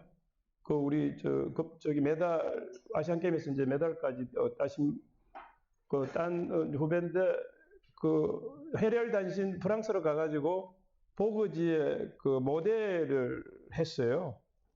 자, 그런데 자, 보그지의 모델하고, 지금은 이제 회사 대표죠. 보그지의 모델하고 운동선수하고 회사하고 객관적으로 놓고 보면은 아마 AI 보고 그 연관성을 하라 그러면 AI가 그 연관성을 못 잡아낼 거예요. 이제 사람은 가능하고, 그게 제가 어디 이제 강의 가면은 간혹 한 번씩 그 김 대표 애를 갖다가 이제 사람이 어디까지 갈 수 있느냐를 얘기를 하게 되는데, 여러 가지 측면에서 저는 전적으로 공감합니다라고 말씀을 드릴 수가 있을 것 같아요. 네. 네.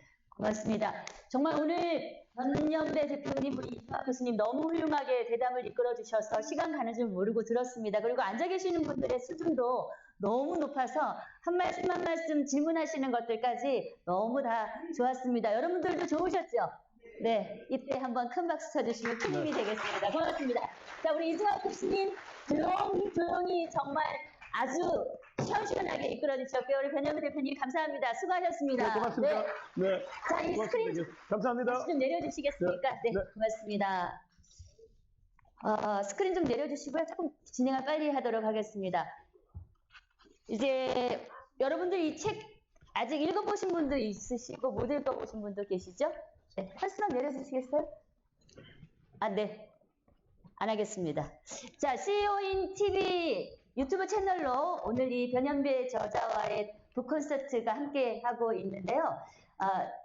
나가실 때 책 사갖고 가시고요. 저도 읽었습니다. 세미나도 듣고요. 참 좋았는데요. 오늘 이 책에서 가장 핫한 부분을 우리 김재혜 주인공께서 낭독을 해주실 텐데요. 아까 뭐 소개를 하셨습니다만은 우리 김재혜 대표는 제가 굉장히 좋아하는 25년차 KBS 성우입니다.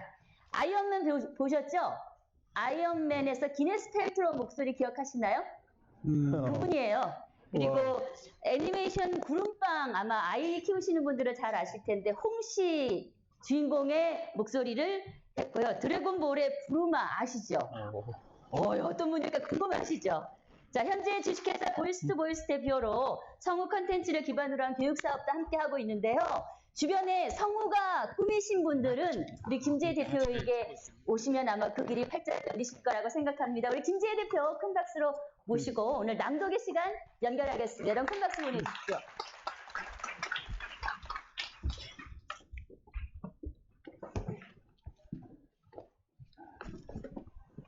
안녕하세요. KBS 김지혜입니다.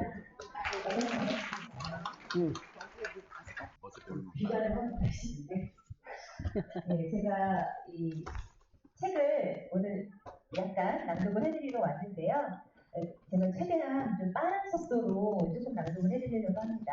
그 낭독 요청을 받고 저도 책을 좀 급하게 좀 쭉 읽어봤어요. 왜냐하면 가장 좀 좋은 부분을 읽어드리고 싶어서 좀 읽어봤는데요.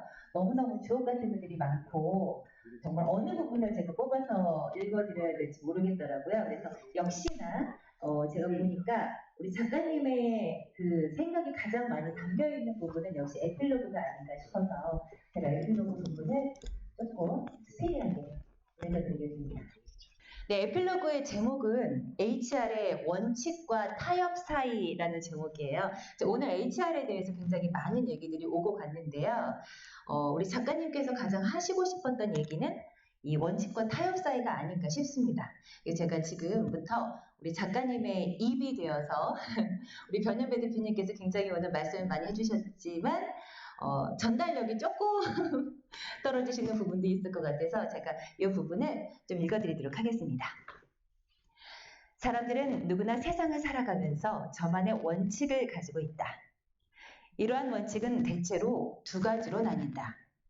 하나는 개인의 가치관이나 철학과 같이 일상의 삶을 사는 방식에서 인생을 관통하는 원칙이다. 또 하나는 특정 직업에 종사하면서 갖게 되는 이를테면 직업윤리 등 직무 수행상의 원칙이다.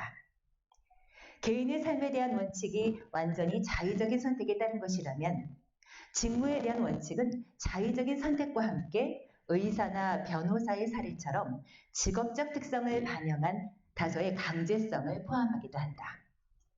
그러나 우리는 원칙 그 자체나 원칙을 지키는 과정에서 종종 타협해야 하거나 포기해야 하는 고민을 해야 하는 상황과 맞닥뜨리기도 한다. 하지만 여전히 타협할 수 없는 원칙도 있다.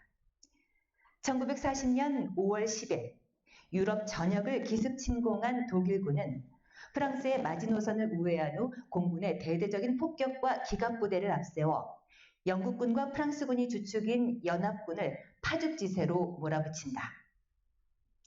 이른바 블리츠 작전으로 불리는 전격 기동전을 통해 연합군을 격파한 독일군은 같은 해 5월 24일에 영불 해협에 접한 프랑스의 항구 도시 됴케르크를 16km 전방까지 전면 포위한다. 이로 인해 포위망에 갇힌 40만 명이 되는 연합군이 전멸의 위기에 처한다. 이때 영국 해군의 한 장교가 구조를 요청하는 전문 한 통을 본국에 보낸다. 전문의 내용은 만일 그렇지 않더라도 but if not 이라는 단어, 세 단어였다. 구조에 나선 영국군 사령부는 5월 29일부터 6월 1일의 짧은 시간에 어선과 상선까지 동원한 대대적인 수송작전을 펼쳐 35만 명이 달하는 연합군을 영국으로 철수시킨다. 됴케르크의 기적으로 불리는 역사적으로 유명한 됴케르크 철수작전이다. 여기서 만일 그렇지 않더라도 but if not은 성경의 다니엘서 3장 18절에 나오는 구절로 하나님께 구원을 청하지만 만일 그렇지 않더라도 믿음을 잃지 않을 것이란 뜻이다. 본국의 구원을 바라지만 만일 그렇지 않더라도 독일군에는 절대 항복하지 않을 것이라는 결의를 구조 요청과 함께 이 세 단어에 담은 것이다. 이 일화는 결코 타협할 수 없는 원칙의 대표적인 사례로 인용되곤 한다. 타협을 뜻하는 compromise라는 영어 단어는 어떤 것을 훼손하다라는 뜻을 동시에 갖고 있다. 그래서 여기서 의미하는 타협할 수 없는 원칙이란 훼손할 수 없는 원칙을 뜻한다. 개인이 가진 삶의 원칙은 신앙이나 가치관과 같이 강력한 자기 믿음을 동반하는 것으로 보편적인 옳고 그름과는 꼭 일치하지 않을 수도 있다. 그리고 원칙을 지키는 타협을 하든 이는 전적으로 개인의 판단과 자유재량에 속하는 문제다. 남에게 피해를 주거나 반사회적인 것이 아닌 이상 원칙을 지키지 않는다고 비난할 수 있는 성질의 것이 아니다. 반면에 직무 수행에서 원칙은 사적 영역과 공적 영역을 모두 포함하고 있다. 개인의 원칙을 직무 수행에서의 원칙과 칼로 자르듯이 명료하게 구분하기는 쉽지 않다. 또 서로 충돌할 때도 있다. 하지만 개인의 원칙이 아무리 강해도 이러한 원칙이 업무 수행 과정에서 요구되는 공적 원칙을 훼손하면 문제가 된다. 특히 직무 원칙으로 높은 수준의 정직성을 요구하는 HR 업무는 더욱 그렇다. 우선 HR 직무 수행 시 그 조직의 경영 철학과 핵심 가치가 구성원 개개인의 원칙과 타협할 수 없을 정도로 심각하게 배치된다면 불평하기에 앞서 그 일을 시작하지 말거나 그만두는 것이 조직과 개인 모두를 위해 좋다고 본다. 그 정도로 심각하지는 않더라도 HR 업무를 수행하는 과정에서도 개인의 원칙과 조직의 원칙을 절충할 필요가 있는 크고 작은 일들이 생길 수도 있다. 일단 이런 경우는 먼저 공과 사의 구분을 명확히 하는 것이 중요하다. 공과 사를 영어로 표현하면 공은 비즈니스, 사는 퍼스널이 된다. 업무적 혹은 개인적이란 뜻이다. 업무적이란 어떤 일을 개인적 목적이 아니라 업무상 목적에 따라 처리한다는 뜻이다. HR이 업무적으로 부여받은 책임과 권한은 기본적으로 회사로부터 위임받은 것이다. 그래서 원칙에 대해 타협할 것인가를 고민할 때는 큰 맥락으로 보아 회사의 이익에 부합하는지를 판단하면 된다. 선공후사라는 뜻이다. 이에 어긋나지만 않는다면 어떤 원칙이든 타협이 가능하다고 본다. 예를 들어 선발 과정에서 꼭 채용하고 싶은 지원자가 졸업학점이 모자라 졸업이 어렵다고 하자. 그런데 입사하기 위해서는 졸업증명서를 제출해야 하는 인사규정이 있다. 이럴 때는 어떻게 하는 것이 좋을까? 규정을 고치면 된다. 맥락으로 보아 그러한 원칙은 좋은 사람을 뽑기 위한 것이지 졸업자를 뽑기 위한 것이 아닐 것이기 때문이다. 일의 우선순위 문제, 업무 수행의 신속함과 세밀함의 문제, 규정을 만들 것인가 아니면 자율로 둘 것인가의 문제, 회사와 구성원 모두에게 도움이 되는 문제, 공익적인 문제 등은 애초에 원칙이나 규정이 어떠하든 타협이 가능한 영역이다. 위험을 무릅쓰고 불길에 뛰어들었다가 순직하는 소방관이다. 침몰하는 배에서 최후를 함께하는 선장과 같은 숭고한 직무원칙도 있다. 그리고 타협할 수 없는 직무원칙도 있다. 비윤리적이거나 정직성에 어긋나는 행위는 근본적으로 타협의 대상이 아니다. 구성원, 고객, 공공의 안전에 대한 사항도 타협할 수 있는 것이 아니다. 대부분의 다국적 기업에서는 특히 정직성을 중요한 덕목으로 삼는다. HR은 다른 어떤 직무보다도 더욱 이 부분에 민감해야 한다. 그리고 HR 담당자는 수시로 자신에게 질문을 해야 한다. 적어도 우리가 하는 일이 회사와 구성원과 사회를 위하여 옳은 일인가? HR 업무는 과학이기도 하지만 예술이기도 하다. 네, 감사합니다. 네. 워낙 유명한 베테랑 성우이긴 합니다만요. 정말 HR의 느낌을 변 대표님이 전하지 못했던 어떤 겹겹 안에 숨어있는 뾰족하게 우리의 마음을 찔러준 것 같아요. 그쵸? 네, 다시 한번 큰 박수로 감사의 마음을 전하겠습니다. 멋있었어요. 고맙습니다. 자, 우리 정말 설명이 필요 없는 윤희정 선생님의 마지막 무대를 남겨놓고 있는데요. 너무 오래 기다리시게 해서 대단히 죄송합니다.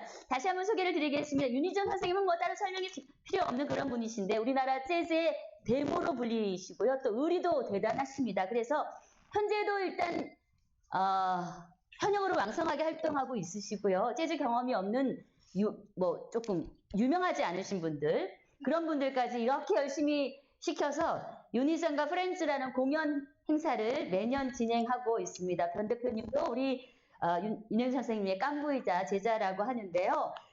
오늘 여러분들 기호강하실 수 있는 시간 마지막으로 럭셔리하게 준비했습니다. 따님 오늘 김소연 씨 또 오셨죠? 아니요. 안 오셨어요? 네, 소모즈라는 별명을 갖고 있는 따님은 우리 텔레비전에서 만나보기로 하고요. 오늘 윤희정 선생님을 실물로 영접하는 시간 여러분에게 드리겠습니다.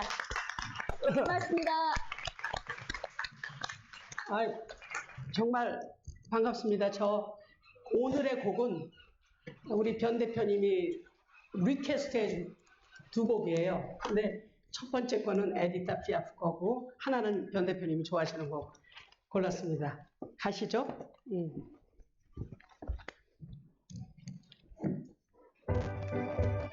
조금만 올려주세요.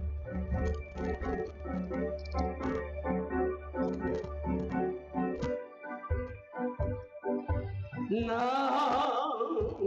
그리양 비그리양 넌 여느 그래도 그리양 닐무 비양 강마페 닐루 말 주삼에 비안해가 난 아무것도 후회하지 않아 모든 건 잊었고 세월이 다 쓸어가 버렸어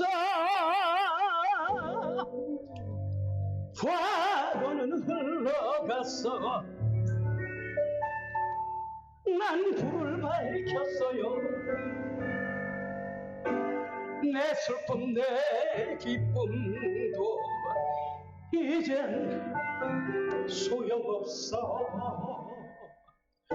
사랑은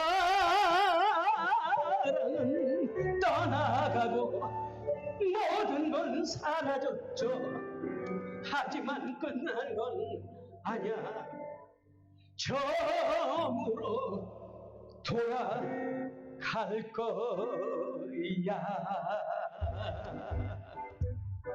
넌 그냥 그냥 넌 유느그레스 그냥 닐루비안 강마세 닐루말 두 삶에 비한 내가 난 아무것도 후회하지 않아. 나의 삶 내 기쁨 그대와 함께 시작이야.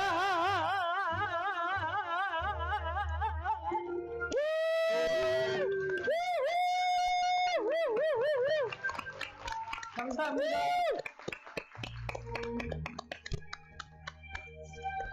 여러분, 이거는 제가 여러분들 마음속에 이렇게 있어요. 로man틱한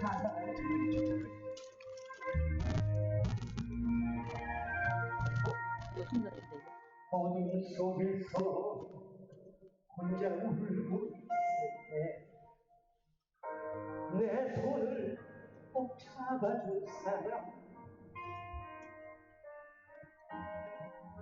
비바람 불어도 함께 있어준 사람, 그건 바로 당신이었어. 내 삶이 때론 노래가 되고 때론 서글픈 눈물이 되고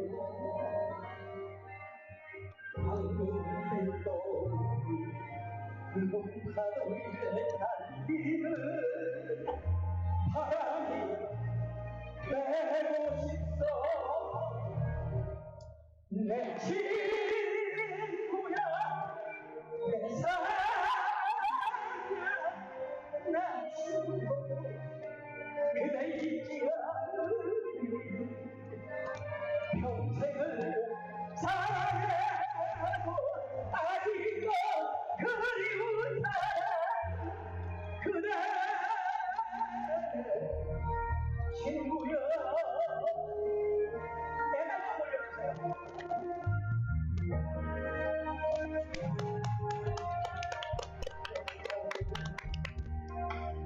노래가 때로 서글픈 꿈꾸고요.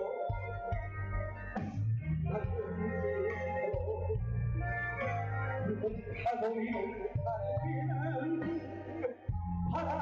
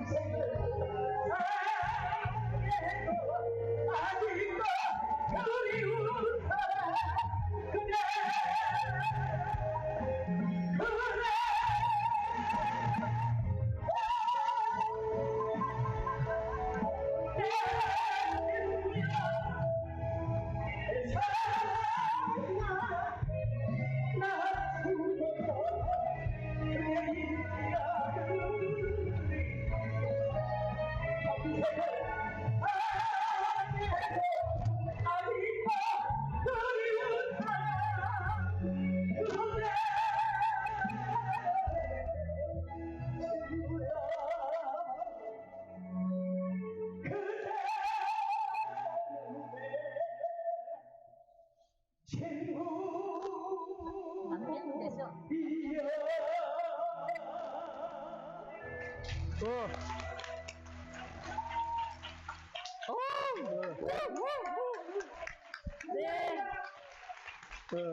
역시 영브로전인데요. 네. 너무 감사해요. 네, 감사합니다. 멋지십니다.